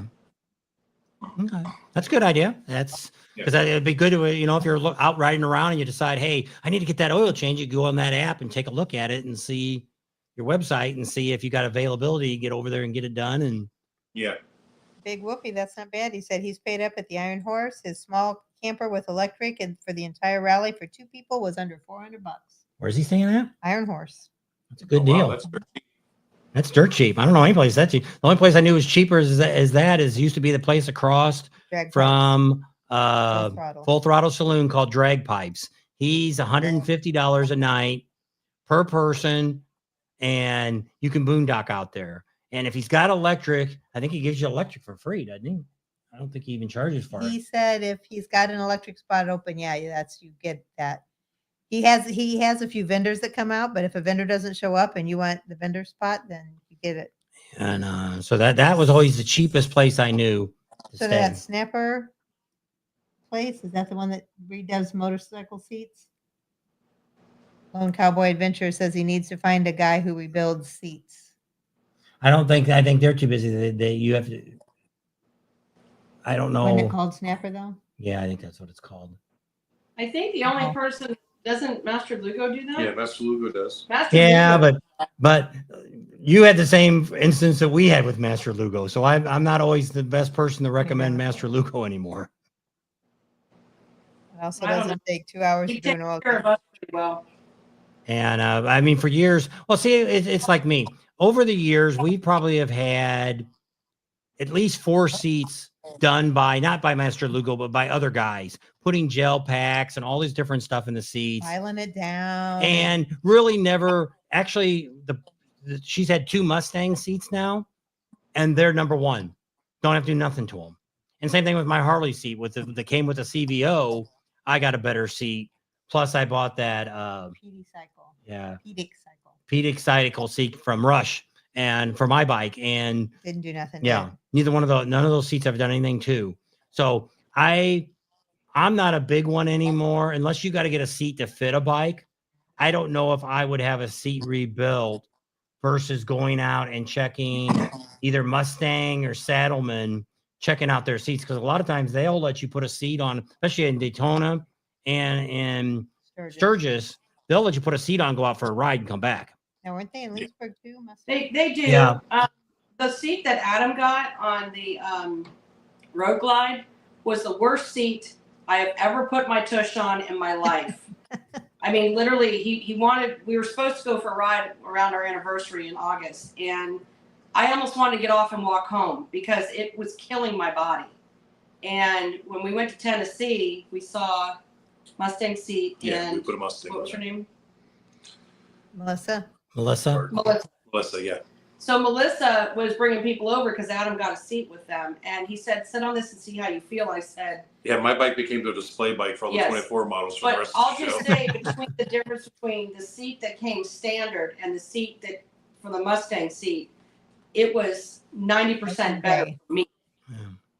So I can say it that way. But like Master Lugo, because of the medical issues I've had with my spine, he even, when he made my seat, he's like, "Girl, your butt's not that big." I'm like, "I don't want to hear it. I don't want to hang off the edges." So he built up that seat for my comfort, which you Yeah. don't always get with something you buy because Yeah. it's factory made. Right. So there's pros and cons to everything. But if you have medical issues, go to someone who custom makes it because they will at least do what they can to make it fit for you. Unless you find, a manufacturer will. I've sat on Saddleman. Oh God, that is, for me, it's hard. Yeah. Our I son- didn't like Settlement either. And they tell you it can take up to 1,000 miles before you can break that seat in. Well, that's breaking that seat in for whoever the It's rider killing is. you. Yeah, they say 5,000 miles on the road so far for break-in. Yeah, and to me, it's like, I wouldn't buy a bed if it took, 5,000 days for me to break that thing in. I'd be like, you can take it back, but it's just, for me, it's a comfort thing. But like, as soon as I got on my Riker, it was like, oh God, this is why I'm on my Riker. Because it took all the pressure off. And as a rider, you want to go on long rides. You don't want to have to be in a position where you're like, why are my legs going numb? Like we went on that ride, and how many hours did we ride that day? And I was completely comfy the whole day. Mm-hmm. But at one point, Adam was standing up on the back pegs because his butt was going numb. On the standard seat, not on the Mustang seat. The Mustang seat, he has complete comfort in. He's just kind of like, this is amazing. Yeah, if I'm standing up with it, it's just because I want to stand up and stretch my legs. No, but this was because he's like, because we can talk to each other through the helmets. And it's like, I'm like, what are you doing up there? He goes, I can't feel my butt. I'm like, There's okay, nothing we need worse. a new seat. Because I was only on it for like less than 5 minutes, and I was like, this is horrible. Horrible. We had that first Turn towards the mic and talk. the Goldwing.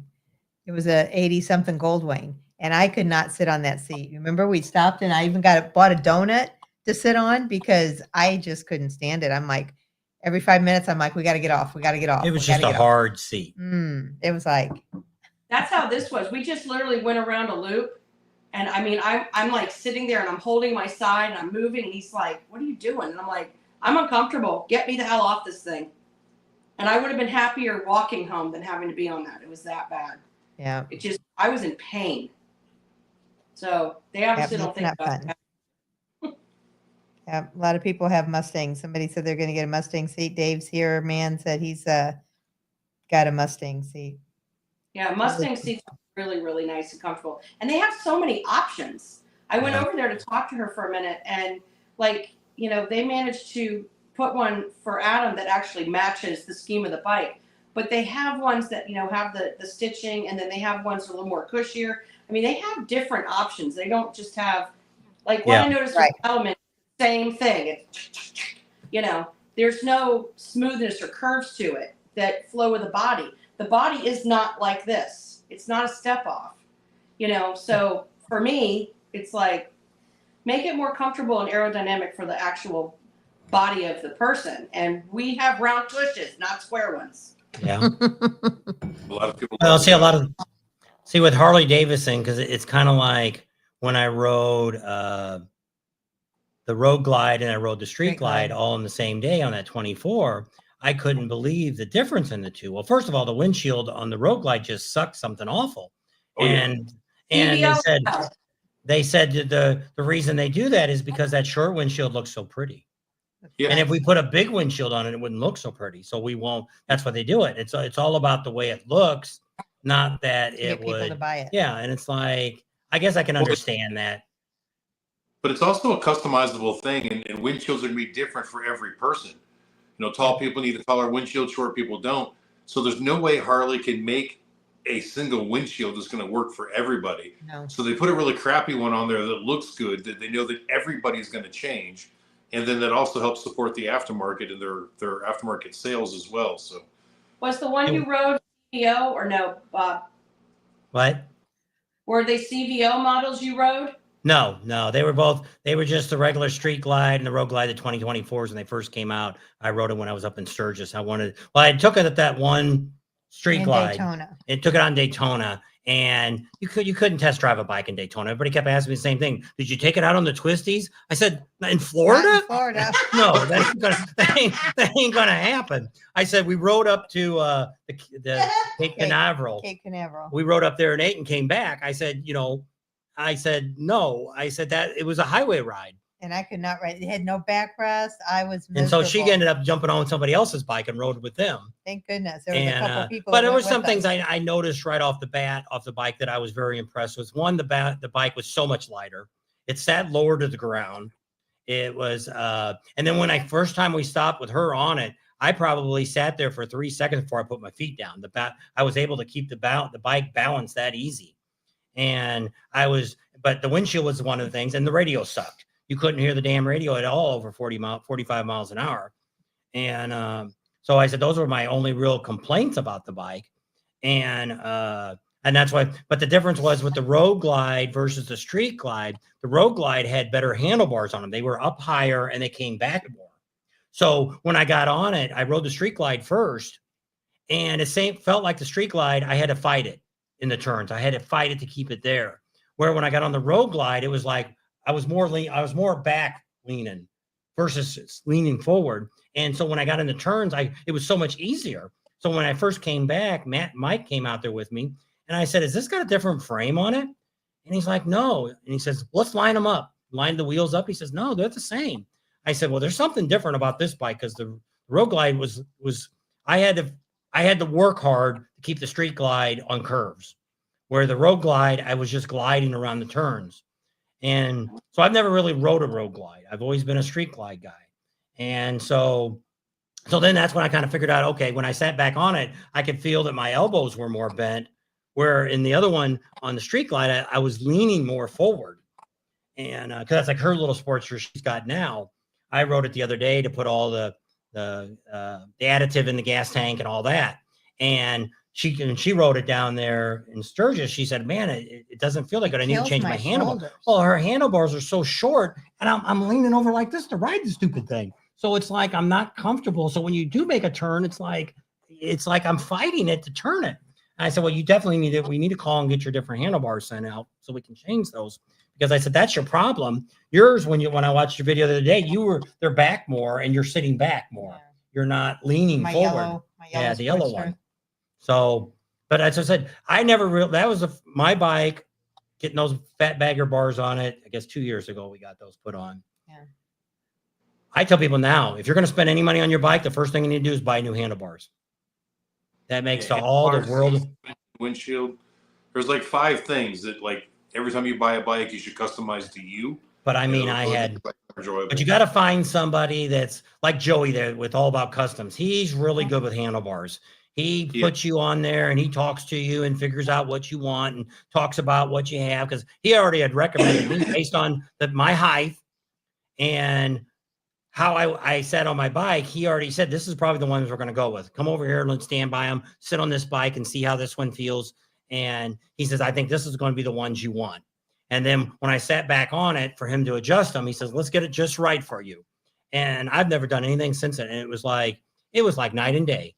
I said, I should have bought handlebars years ago for bikes. Every bike I should have changed the handlebars on. On my Bob, we had to do different things for it because my hands would vibrate to the point where I was going numb.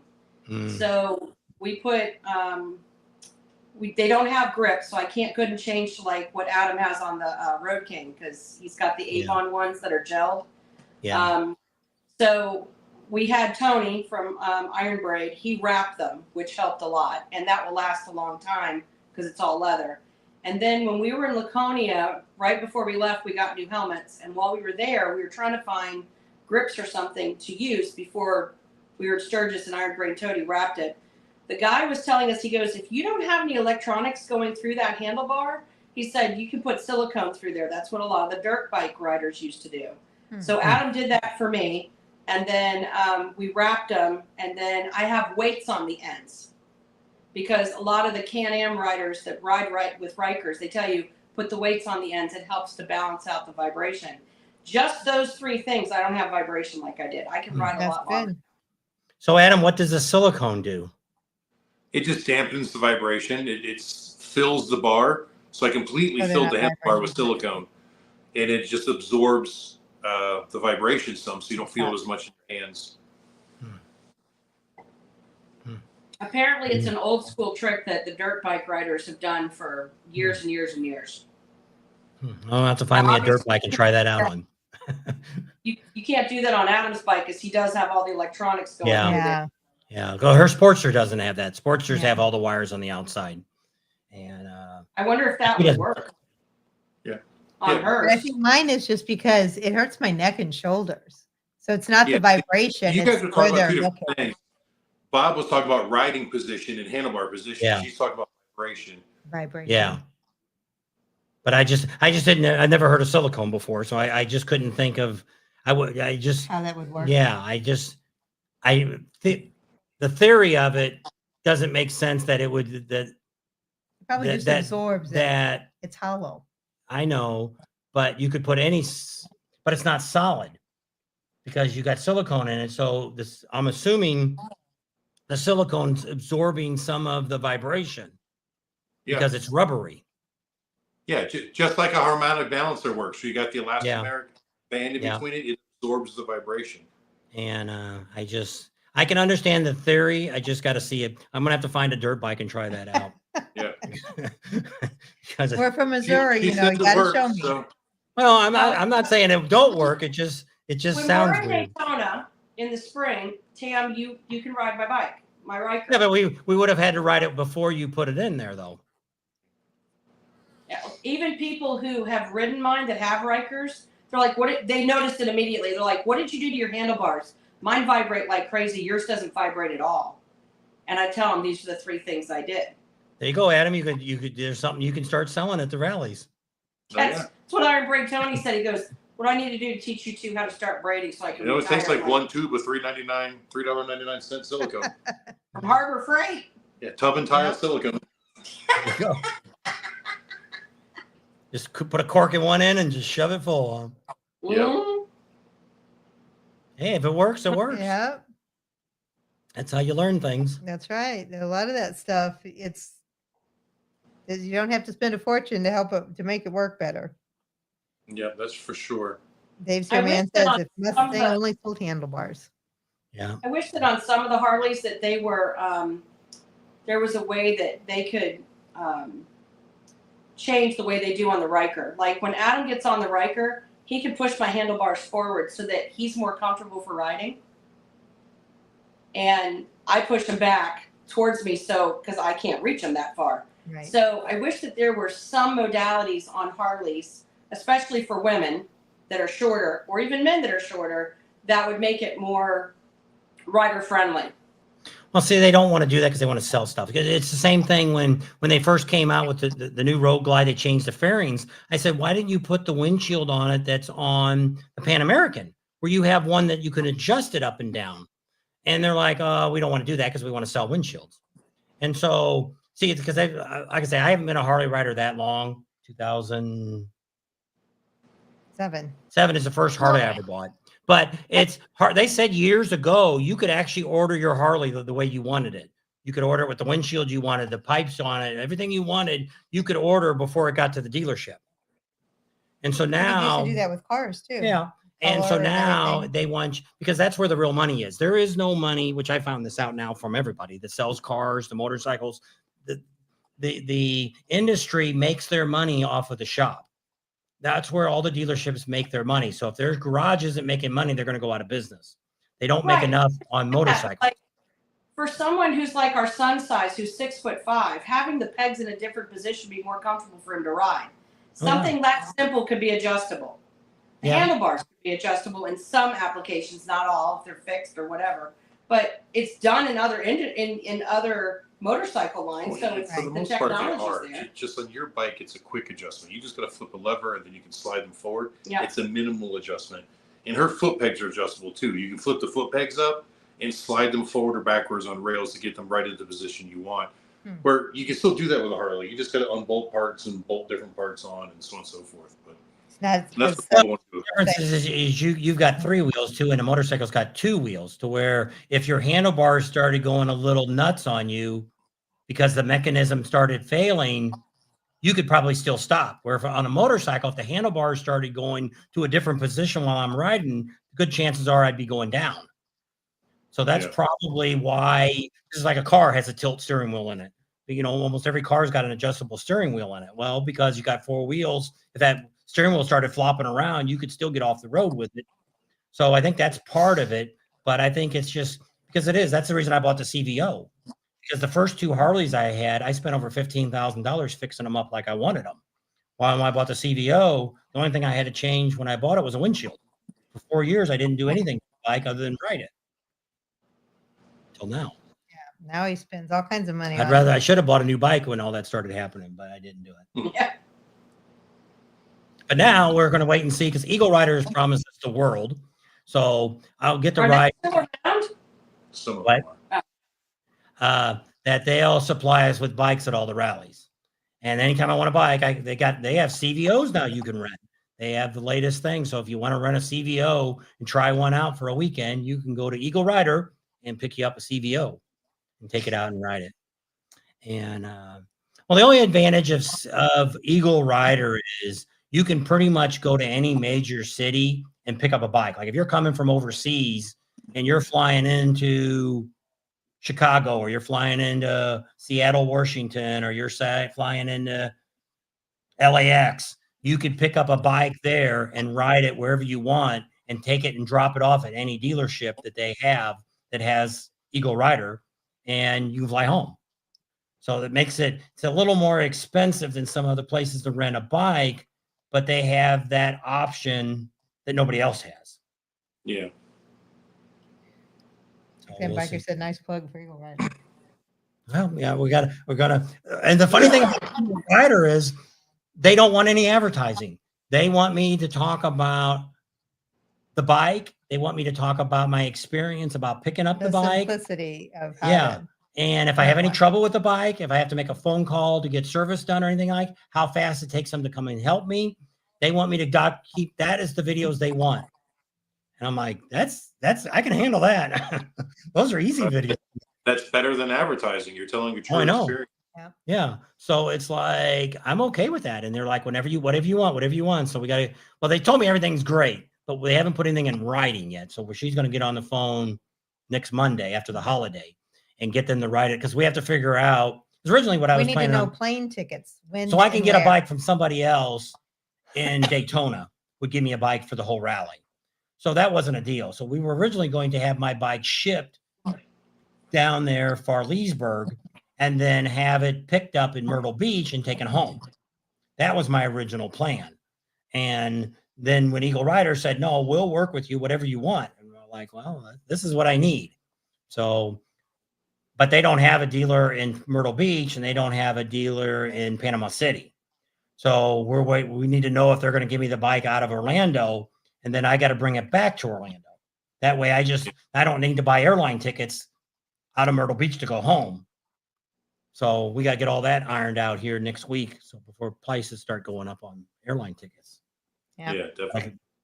But I got all my hotels are all fixed up. But the other, I'd like that where we got 2 more people to talk to about, actually 3 people about sponsorships. If I pick up those other 3, we're probably going to do Galveston next year too. I'd really like to have been.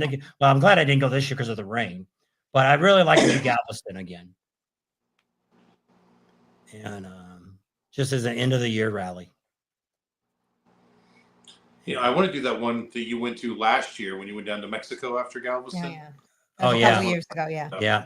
Well, I'd like to do that too. Hey, she probably don't want to go, and she don't want to go either. Maybe we'll go together. We can go down there and go do a ride down there. Yeah. Well, To the Mexico. last 2 years we haven't been able to do anything after Galveston because we had her expo.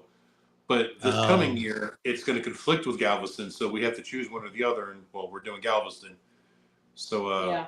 so after Galveston's done, because Galveston's a week later this year than it was last year. Oh, they changed the date. Well, because it's always like the first full weekend of the month. November. And I guess because now I think Saturday is the first, so they're not going to start it until that next Thursday or something.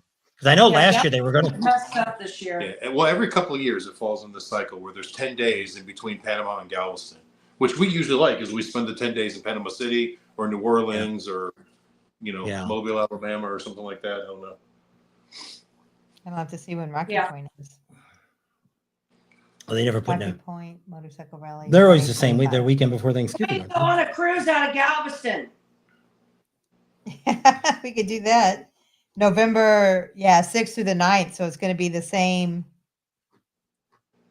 Yeah, it'll be that last weekend of Galveston will be Rocky Oh, Point. same weekend this year? Well, that sucks. That's out Well, there. it's always the second weekend.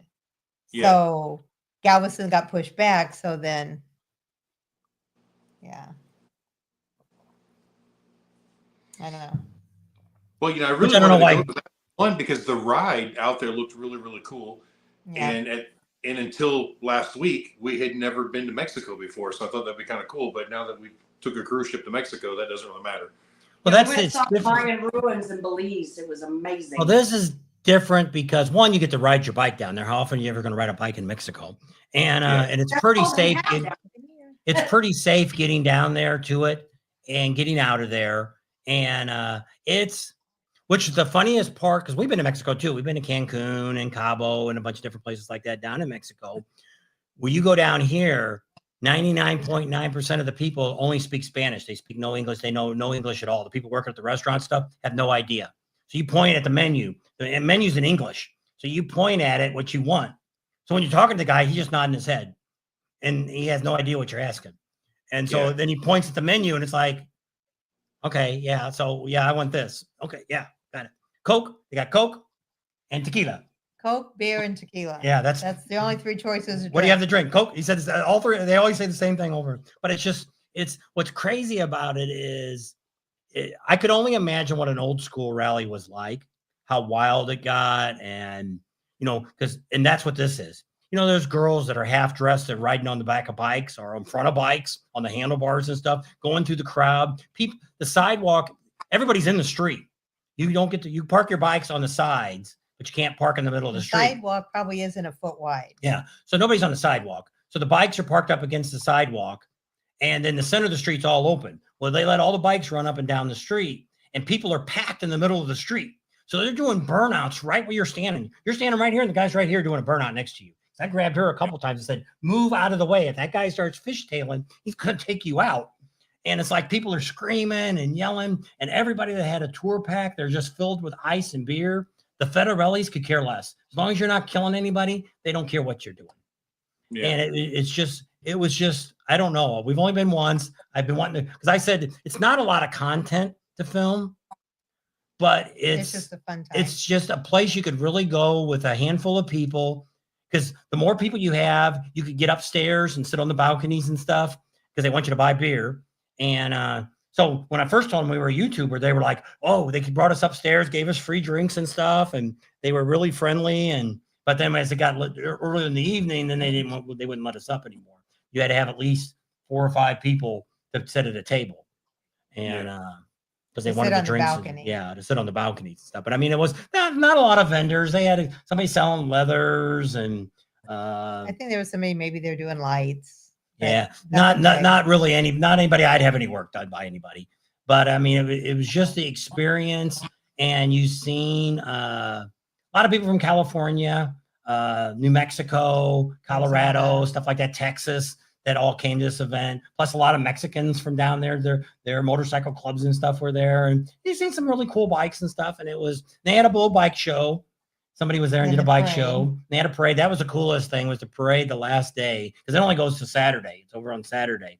Saturday, you ride around this 2-mile track that goes through this subdivision. And there must be 1 million little Mexican kids standing out there begging for candy. And want you to rub the engines up. That's all they did, like this, and throw candy, revving the engine up.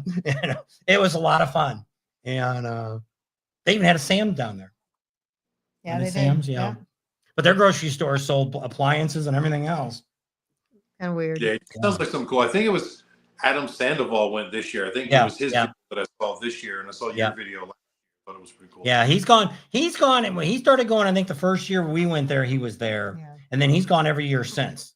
And then this year, because I was thinking about it, because he ended up doing a ride out of Phoenix that everybody picked up at Phoenix and then rode in with him in a group. And it's more, the more people that go, the more fun it's going to be. When me and her went, it was just us. We took my bike across, and we had no idea what we were doing. And so we had the ID passports. And so we pulled up to the to go across the border. There was nobody in the box. Mexican, there was nobody there. So we're sitting there a few minutes, and there was a flatbed trailer in front of us that had like 6 bikes on it. And there was some Federellis going around that bikes. And so we sat there a few minutes. And I said, well, let's pull up behind that trailer. Pulled up behind there for a while. Same thing. Nobody looked at us or nothing else. There was like 6 guys that were farther up, a little bit farther. I said, well, let's just pull up there. If they yell at us, we'll stop. Pulled up. Nobody ever checked us in. And so then we ended up following those guys, which luckily we did, because you had to make 2 turns in town. And we did stop once. Right. We did stop once at one of this, because there's no gas. We gassed up before we crossed the border. We got American gas. Gassed up there. It's only 60 miles across the border. But there's no speed limit. Once you get out of that first little town, fast as you want to ride your bike, as fast as you can go. We were up to 80, and people still were flying past us. That's cool. A USA free zone. Yeah, that's what it's called. It's called the USA free zone. Well, we seen that and didn't think nothing. But I guess the idea is nobody can stop you in that area. So if somebody tries to stop you, run them over.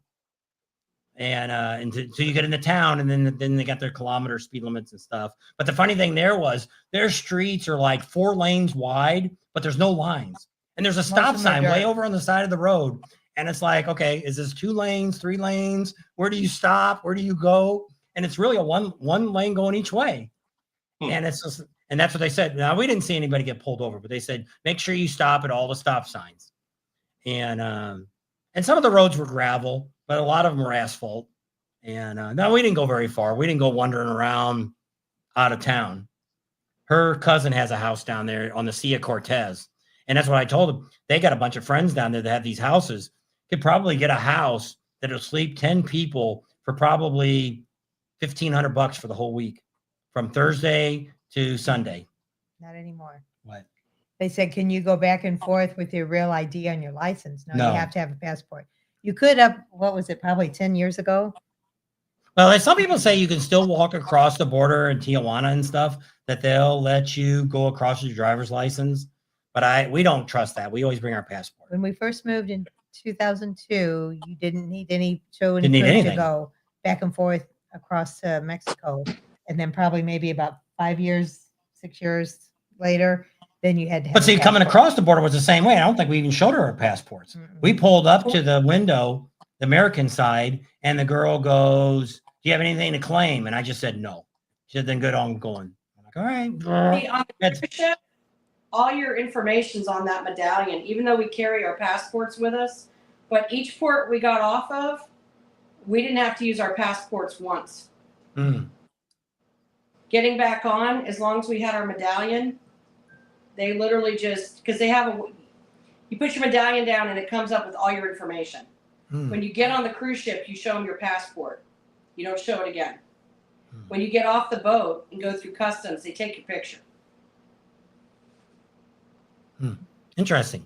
Going So, to yeah. 3 different, well, we've been to multiple countries that way. Yeah. We've flown into like Cancun and Cabo, and there you always had to go through there. We always had the book. Customs. We always had the book that they had to stamp and all that. when going to Mexico. But usually when you came out, they would always ask you, I guess when you're going in, they ask you, is it business or personal that you're coming in over for? So they drive on the same side we do. Same side of the road. Oh, somebody was asking if they drive on the left side of the road. They don't. No, down in Mexico, they still drive on the right side. But you buy all your gasoline from the government, though. The federales own the gas, and they say you got to watch that because I've seen stuff on the internet where, like, if you drive a car down there, that they won't clear the pump out and they'll stick the nozzle back in there the next time off of whatever the last guy So if bought. there was already $60 on there and then you fill up and then they add another 25 or 40 onto that, $100. Well, you don't know because it's in liters. You don't. So yeah, you got to make sure when you pull up to the pump that it's cleared. Yeah. So when we were in Belize, it's a lot more expensive there. Like one of the guides made the comment. He goes, "Your 401k is an 802k." Yeah. It's just very different there. But like, I looked at that, I'm like, is that really $19 a gallon? Holy crap! Well, it's It was liters. expensive, and that's it. That Belize City is technically in Mexico. No, it's in Belize. It's in Belize, but it's a part of Mexico, right? No, it's part of Central America. Part of Central Belize America. is its own country. But Well, see, we found in Playa del Carmen, it was expensive there for fuel.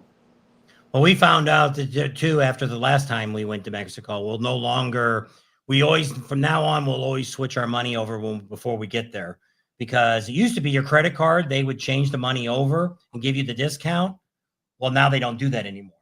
You pay more for it than what you did. So if you pay with pesos, you'll get a better deal than what you pay with American dollars.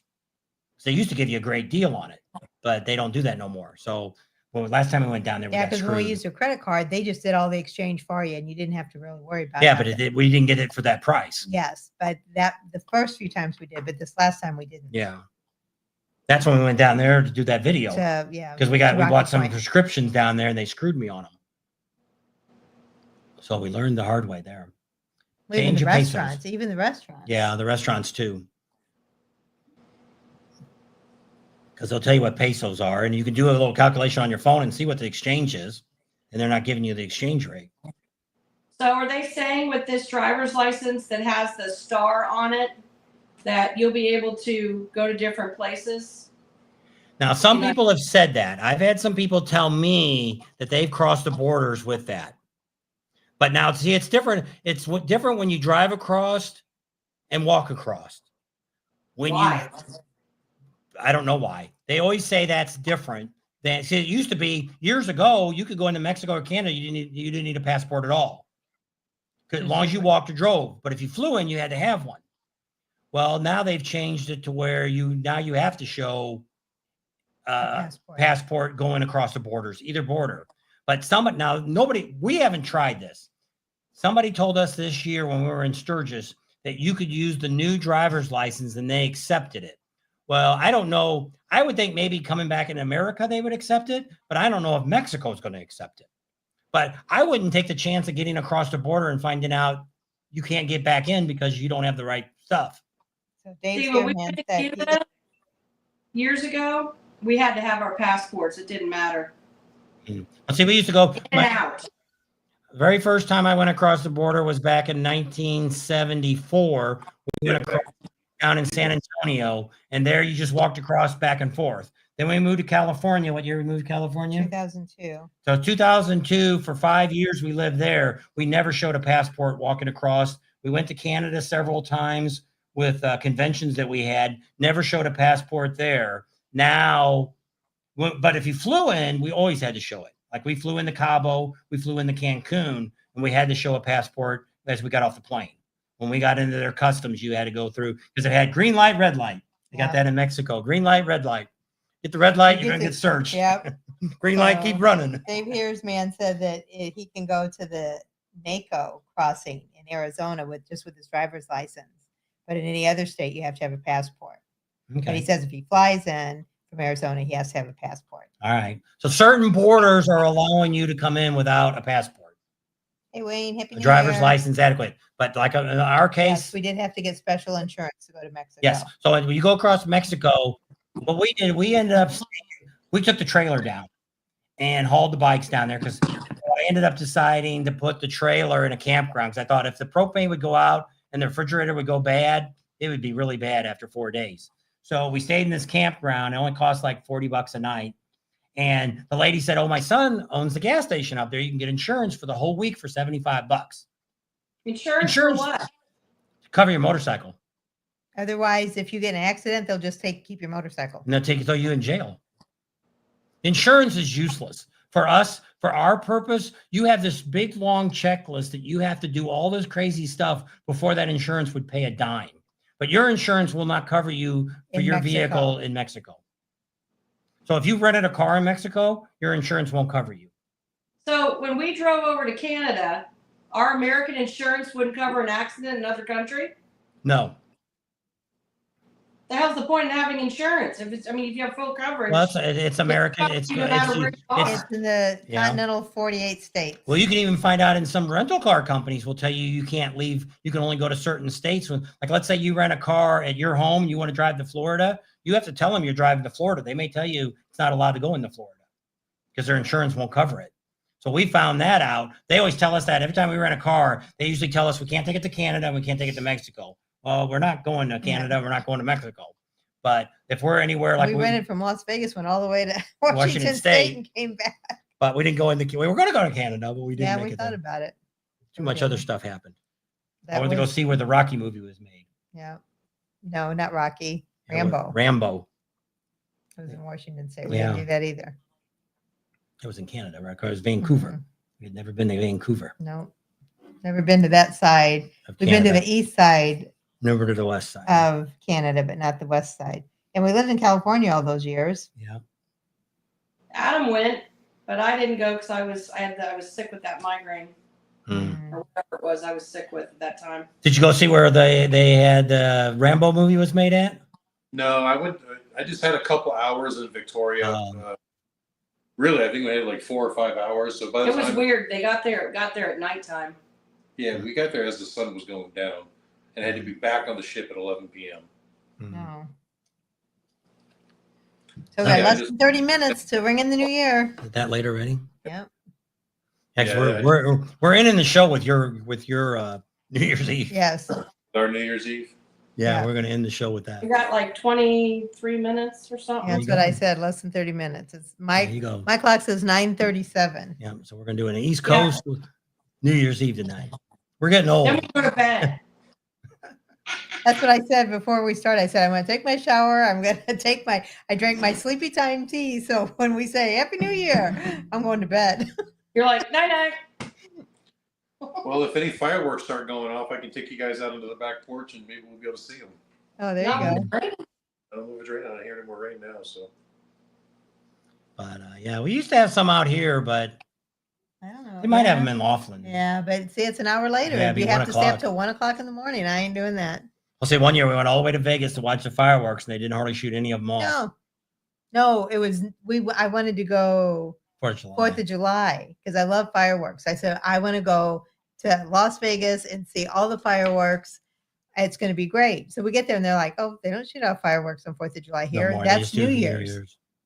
So then we went last year, 2 years ago, to New Year's in Las Vegas. We were in a bad place. The buildings were in the way. Yes, any we're place. At the Westgate. There was all these going off, all those going off, and all you could see was just like little. Because of the buildings. You could have went down on the Strip, but we were in Las Vegas on Monday, and there was already 1 million people probably in Las Vegas on Monday already. Yeah, and you should have seen the line coming in, and that was from the Arizona side, not the California side. I could only imagine the California side. Yeah, going out to 15. No thanks. Too many people. Yeah, we did it 1 year. It's like a lot of people. Some people will say, "Oh, I never want to be at Sturgis when it's going on," and it's like, if you want, even if you stayed for 2 days, it would be. It's like I tell people, just go for the first weekend. If you're going to do anything, at least be there for the first weekend in Sturgis, Friday, Saturday, and Sunday. Leave on Monday, and you'll experience enough to realize what the rally's about. But you know why they say that though, Bob? Because they think it's just in one little area. They don't understand that it's spread out over 5 states. So they're like, "Oh, that's too many people." And it's like everyone's riding. Nobody's congregating, like hanging out together. Well, see, it's the story. it's the story that I always say. They exaggerate the numbers. I'll bet you Sturgis. Well, I'll bet you in Sturgis, even for the whole week, even on the 75th, there wasn't 100,000 people there at one time. And even if you took it over the whole time, there wasn't that many. There isn't that many places to stay. It's like, see, Daytona now it's been 2 years now they've quit. That I kept telling them that no, there is not 300,000 people coming to Daytona for Bike Week. There isn't that many bikes there. And there's not that many hotels. Where's everybody staying? Oh, there's Airbnbs. There isn't that many Airbnbs. Las Vegas doesn't even have enough. They're not necessarily staying in Daytona though, because some people they like to go to the Orlando Harley dealer, and some people will get Airbnbs in Deltona, or they'll go to Palm Coast. They'll be in areas around there. Some people like St. Augustine. They'll just drive down to Daytona. I still say there's no way, not for motorcycles. See, the problem with Arizona, or the problem with Daytona, Myrtle Beach, Panama City, first of all, you can't count any of the people there because 75% of the people there are tourists. So now Sturgis is a little different because you're kind of, there's nothing else really around Sturgis unless you're coming for a family vacation to see Mount Rushmore, Mount White Rushmore, Hills. all that kind of stuff, which there's a small percentage there. But it's kind of like what we do. We've learned, just like on Main Street in Daytona, or not Daytona, but in Sturgis, you think of, you've seen how, well, I don't know if you guys are ever really down on Main Street in Sturgis during the middle of the 75th 4 or 5 times to get oil. Okay. So we counted all the bikes down the center of the street and all the bikes down the side of the street, all the way from Junction, all the way down to 4th Street, which is where the police station is. Yeah, police station is. How many bikes do you think was in there where you couldn't put any more bikes in? Totally full. How many would you say is lined up for those 5 blocks? Oh, I have no clue. Yes. 4,500. A little over 2,000. Mm. But see, It looks like a lot. That's right. But and Daytona is a lot less than that. Daytona is barely at 1,000. And so I never realized this until we got to the point where we no longer go to rallies that have fun. I enjoy what I do. I like what I do, but we're not there to party. We're not there to drink. We're there now to observe everything that's going on. So we look around and we watch things. It's like Daytona last year. If there was 30,000 people came to Daytona last year, that'd be a miracle. We count bikes as they go up and down the street. A lot of times it's the same guy rides up and down the A1A in 2 hours. You'll see the same bike go by 10 times. Or on Main Street. Oh yeah, it's like 100 the same, times. probably 75 bikes. Just And go so round and around in a circle. But what I did is you look at, even count all those hotels. First of all, not every hotel in Daytona is filled with motorcycle people. So there's only 18,000 rooms. Is that what I said? 18,000 rooms in Daytona. There's no way we even have 50% of those rooms. So let's just say we have them all. Let's say there's 4 people in every room. Well, go see how many rooms are in St. Augustine's. Go look at Orlando, see how many rooms there is. Even in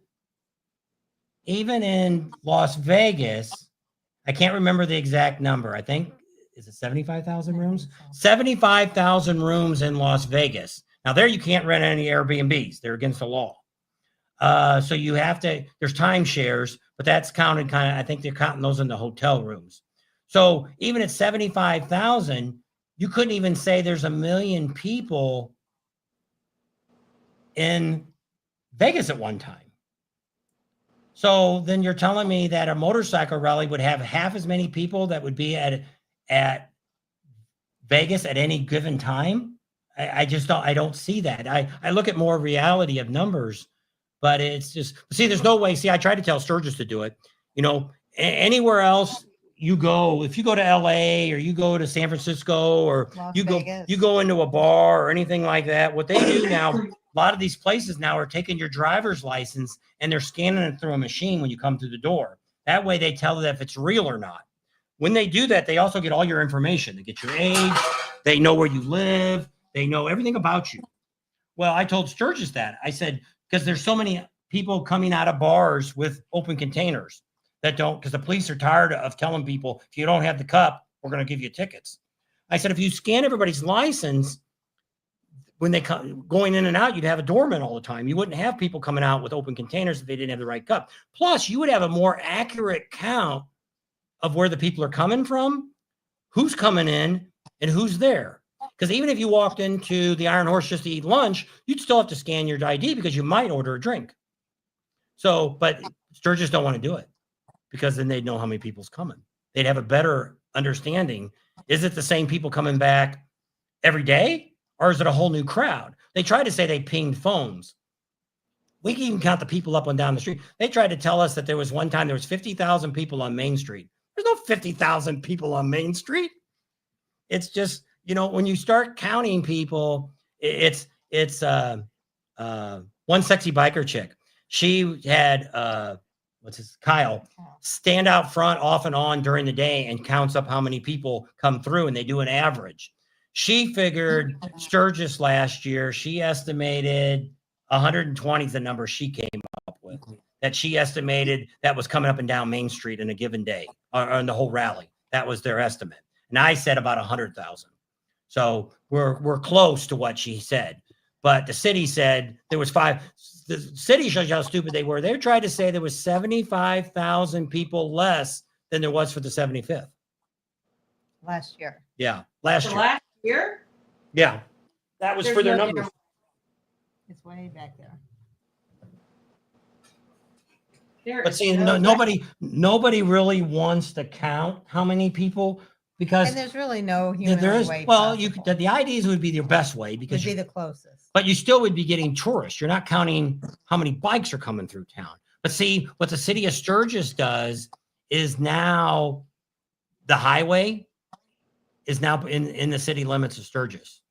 So the 36,000 cars that average to come down the highway now can now be counted that they came through Sturgis during the rally per day. But they won't That admit doesn't make any sense because what if it's people coming back and forth to work? Well, that's what one person told us that worked in the city limits of Sturgis. They were kind of like a gopher. She said those rubber bands they put on the street, she says 12 times a day I cross that. That's one person. There's supposed to be a fair number that they calculate. Well, it's like they used to weigh the trash too. And it's like, how the hell can you tell for us? We don't drink. So what trash are you weighing that? Because we ate a restaurant one night, or if we're staying in our camper, but they're only counting 3 cities. I think it's Spearfish, Sturgis, and what's the other one? Rapid City? No. Not Rapid. Deadwood. Maybe it's Deadwood. Maybe it's Deadwood. Or the 3 cities the city counts for their trash. And they weighed it, and that's how they calculate it. They base on the people that live in Sturgis. They figure out how much a pound of trash they throw away a week. And that's how they take the multiplier to figure out how much trash and how many people came to Sturgis was because they based it on the trash. And it's like, okay, so you're telling me everybody that's in Sturgis drinks 12 cans of beer a day because half these guys that are coming in here are drinking a case a day. So that's then they try to say they pinged phones one time. And that's why I said, there's no way. And it's like we say, well, we carry 3 phones. So you pinged all 3 of our phones and that counted as 3 people being here instead of just 1. And pretty soon we're going to have 4 phones. Yeah. Well, we do have 4 phones So now. once again, it's all the idea of why we want to tell you that there was 500,000 people came to Sturgis last year is because just like you, we want to raise your rent. Adam, we got to charge you more money because we had 500,000 people came through Sturgis last year. Now, see, Black Hill Party will tell you they estimated last year they had 150,000 pre-rally and rally. That was their count. Came through their property. That's their Who was number. that? Black Hills Harley, Mike. Hmm. That was their calculation. They figured they had 150,000 pre-rally and to the So rally. that was for those whole 14, 15, 16 Yeah. days, whatever that was. That was their estimate. Because I say the same thing. People that live there agree with what I say because when you look at this, I used to believe all these crazy numbers too. But when you think, I always say, think about a baseball stadium. You know, have you ever been to a football game or a baseball stadium? It's got 30 or 50,000 people come out of the stadium. Look at all those people. How long it takes hours for those people to get out of the stadium. And put those same people on Main Street in Sturgis, they wouldn't fit. They'd be out on the A1A all the way down to St. Augustine's. It'd be dangerous too. But I'm just saying, that's why I said, so the idea is, so the reason we want to say the big numbers is 50,000 rooms in Vegas, it says. How many? 150,000. Okay, well, 150,000. That makes it still. I'm just saying that when people say like the 75th, there was 1 million people came. Well, I don't think even Las Vegas could hold 1 million people in the city limits. And now they're different because I'm not counting their population that's in the city limits, but I'm counting people that are out on the streets on the 8 mile drive up and down. Is it 8 miles or 2 miles? I don't know. You looked it up the other day and it I wasn't don't that far. remember. But How long is I trip from the north I don't to know. south? If you get time, Katie, spend a little time. 4.2 miles. Get you a little one of those little clicker counters and just do a survey throughout the day. Do like 5 or 10 minutes counting the people that you see drive bikes by or people that walk by your booth. And then maybe a couple hours later, do it again. Do it about 5 times during the day, and then do your calculation, and you'll see the real numbers that you're seeing. And you'll say, well, I'm not seeing everybody. Well, which is true. But you're also seeing people that drove up in cars that don't even own motorcycles. I think Harley is more accurate only because they have people out there with clickers. Yeah. Oh yeah. When they're coming in. Now, Well, they also have people. They have people up on the roof that are looking, and they take shots at the drone and stuff. But yes, I would believe Harley a little bit better. But there's probably a lot of people that might stop at Harley Davidson. Well, which is what we know. We know there's a lot of people that never even come to Sturgis. That they stay in Deadwood and don't even come into Sturgis. They don't want to deal with any of that. They don't go to the Buffalo Chip. They don't go to anything. But I would say 99% of the people stop at Black Hills Harley. Even if you don't own a Harley, you're stopping there because that's just a big thing off the highway. Easy in, easy out. You can see some new stuff. You can see the big vendors. And, when we first went there, that's when we started doing business. I bought most of my stuff the first couple times with the Sturgis off of that lot. I didn't buy anything in town. Even my bike, when we went, we bought those Terry cable. Yeah, shocks and stuff on your bike. We bought them from because Black they were Hills supposed Harley. to be lower, and we took them off. He says, "Oh, you already had the low shocks, so the shocks you put on were exact the same size you took off." So that was a waste of $700 or whatever it was. Right. Should have left the ones I had on. Probably. Live and learn. Yep. Not everything's. Can't believe everything they're selling. Happy New Year. But I don't know. That's always just been my theory of looking at these rallies and stuff. And it's kind of like when people say, "Oh, the rallies are." We've never been to an anniversary. We did go to the 80th, and that will be at the 85th. But we've never. When we first started going to Sturgis, first time we went to Sturgis was. Well, it was 2010, so it had been an anniversary. So you guys never went to the 75th? Yes. No. We went to the 74th, and it was packed that day. Well, see, here's what we used to say. So when we used to first started going to Sturgis, especially on a good concert night, the traffic downtown in Sturgis was you pushed your bike from one stop sign to the next, all the way out to the Buffalo Chip. So if you decided at 7:00 you wanted to go to the Buffalo Chip to see a concert, at 7:00, it'd take you 2 hours to get there on your bike. You idled it all the way. At the 75th, it would have taken you a lot longer. Oh, I know, which is. I've heard people that they were backed up on the highway. So yes, but I'm just saying this was normal. It was like this the first couple of times we came to Sturgis. It was like that all the time because we were like, we're not coming downtown. This is just too. I never even rode my bike up and down Main Street the first couple of years. We were at the 75th. I've never seen numbers like that since. Oh, I know. But I'm just saying. I had to go downtown 5 times to get oil. I was the only car down there. They were pissed at me because I was coming down there to get oil. Well, see, that's different now. There's just as many cars downtown now as there is motorcycles running up and down. No, what I'm saying is, when I was there for the 75th, I was the only car down there. Yeah. Getting oil. You didn't see any other cars. Oh, I know. I'm not. That's what I'm saying. What I'm saying is the traffic that we've had over 15 years ago is nothing compared to what we have today. So these last 5 years since we've been doing YouTube in Sturgis, the traffic has been nothing what it was compared the 10 years before that. So I'm just saying, I'm not saying the 75th. I'm saying the 74th. People who've done the 75th said those previous years weren't even the same ballpark as the 75th. No, I'm not. Because it wasn't just a 5-year or a 10-year. It was a 25-year. I'm And it was not. the 75th. That's the reason we didn't go to the 75th. I knew it would be super. I'm just telling you right now what the 74th is has not been what the 80th, the 81st, the 82nd, the 83rd, or what the 84th was. So Yeah. these last 5 years, we're getting a smaller crowd coming in. So now last year's that's the reason the city now has opened it up. Now Lyft and Uber can now start coming into town. They never were allowed before to come in during rally time. They're now allowed to. They're now allowed. Yeah. So they're now allowed to come in because we're getting more. So this year was the awful. I've never seen so many cars in my life during the rally, during peak time, up and down Junction and LaSalle. And it's not people pulling trailers. It's people riding around in cars and Jeeps and trucks. And it's like, that was the thing I used to love about Sturgis was it was 99% bikers and very few cars you ever, like you said, 75th, you were the only car downtown. Well, that was normally that's the way it was. You didn't see nobody drive a car. Always said Sturgis was the best motorcycle rally because 99% of the people there in the Sturgis area was all on motorcycles. It's not like that anymore. Now it's going to be like, well, to me, the worst traffic is Myrtle Beach, and then Daytona is second for the worst traffic for car traffic, and then well, Laconia is just another nightmare altogether. You don't deal with Laconia because you don't have to deal with downtown. Weir Beach is like on that last Saturday, coming down the hill, heading towards it, go down the hill to Weir Beach, go back up to the dealership.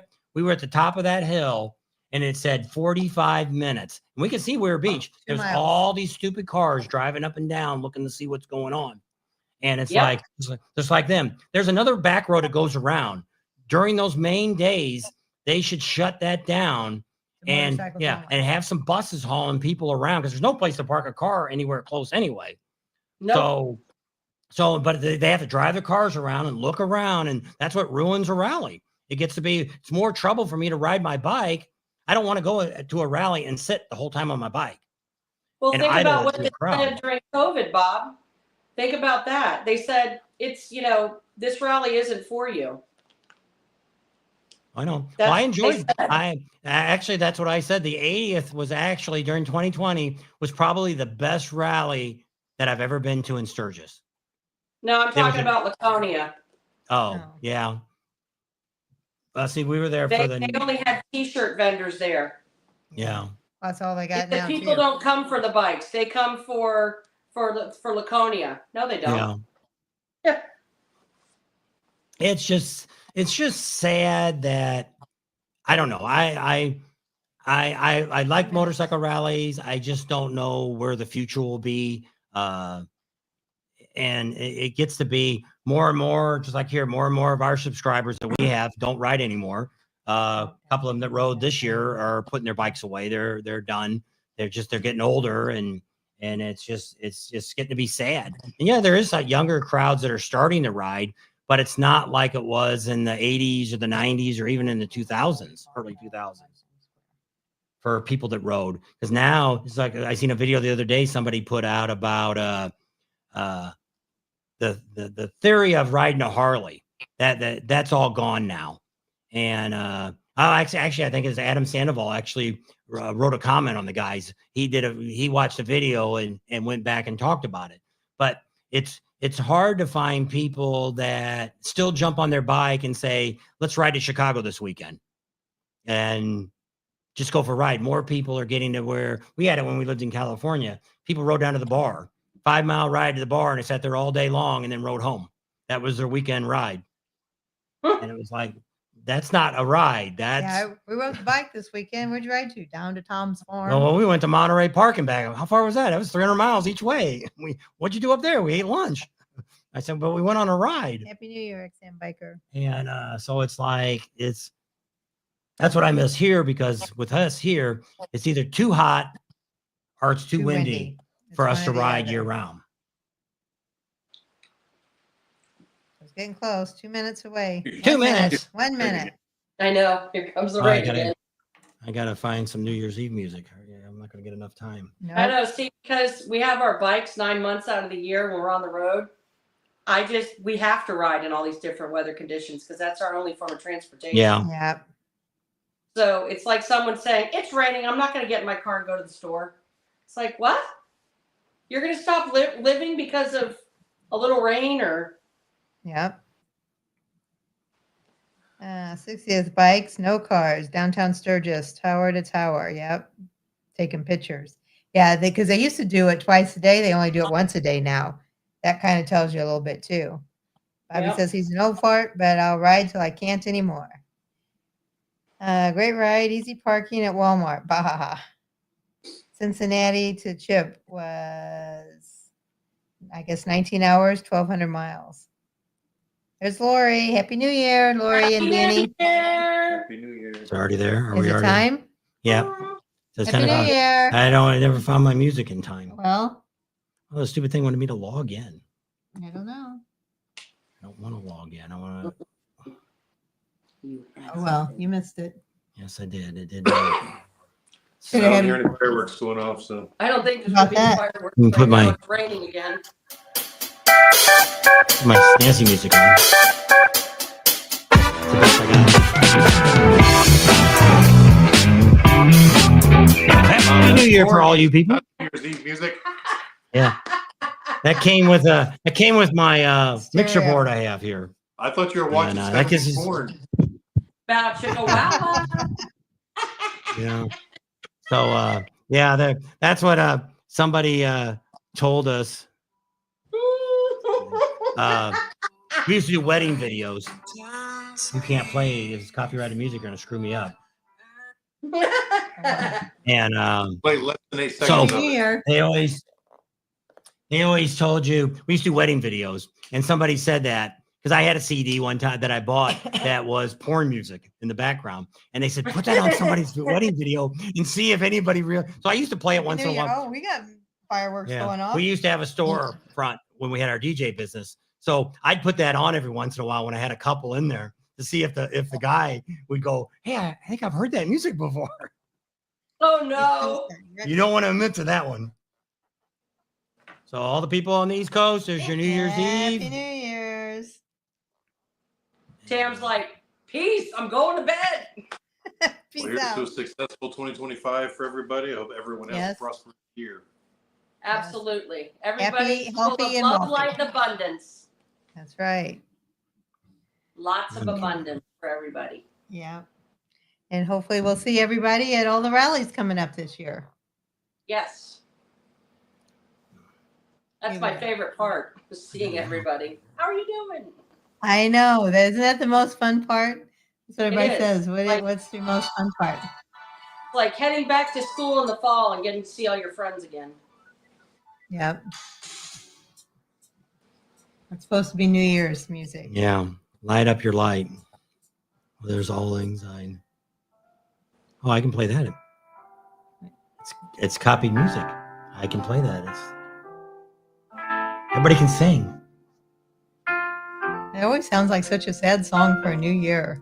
Because you're getting rid of all the, Old baggage. yeah. That's why Father Time only comes once a year, guys. Yeah. All righty. I'm going to wrap it up. You got anything else you want to say, Adam, before we close it out tonight? No, I don't Nope. think so. They're ready for bed too. Yeah, Yeah. we're tired. Looks like your fire went out. No, I see a little bit back there. No, it's propane. It's so propane. It comes comes in on Oh. and and out. off depending on the temperature. We Oh, got set. okay. Oh, you got one of them fancy ones. Yeah. Yeah. I don't know about that. It came with the house that way. Well, same as Adam and Katie said, we wish everybody a healthy, wealthy, prosperous new year. And we'll see you on the road.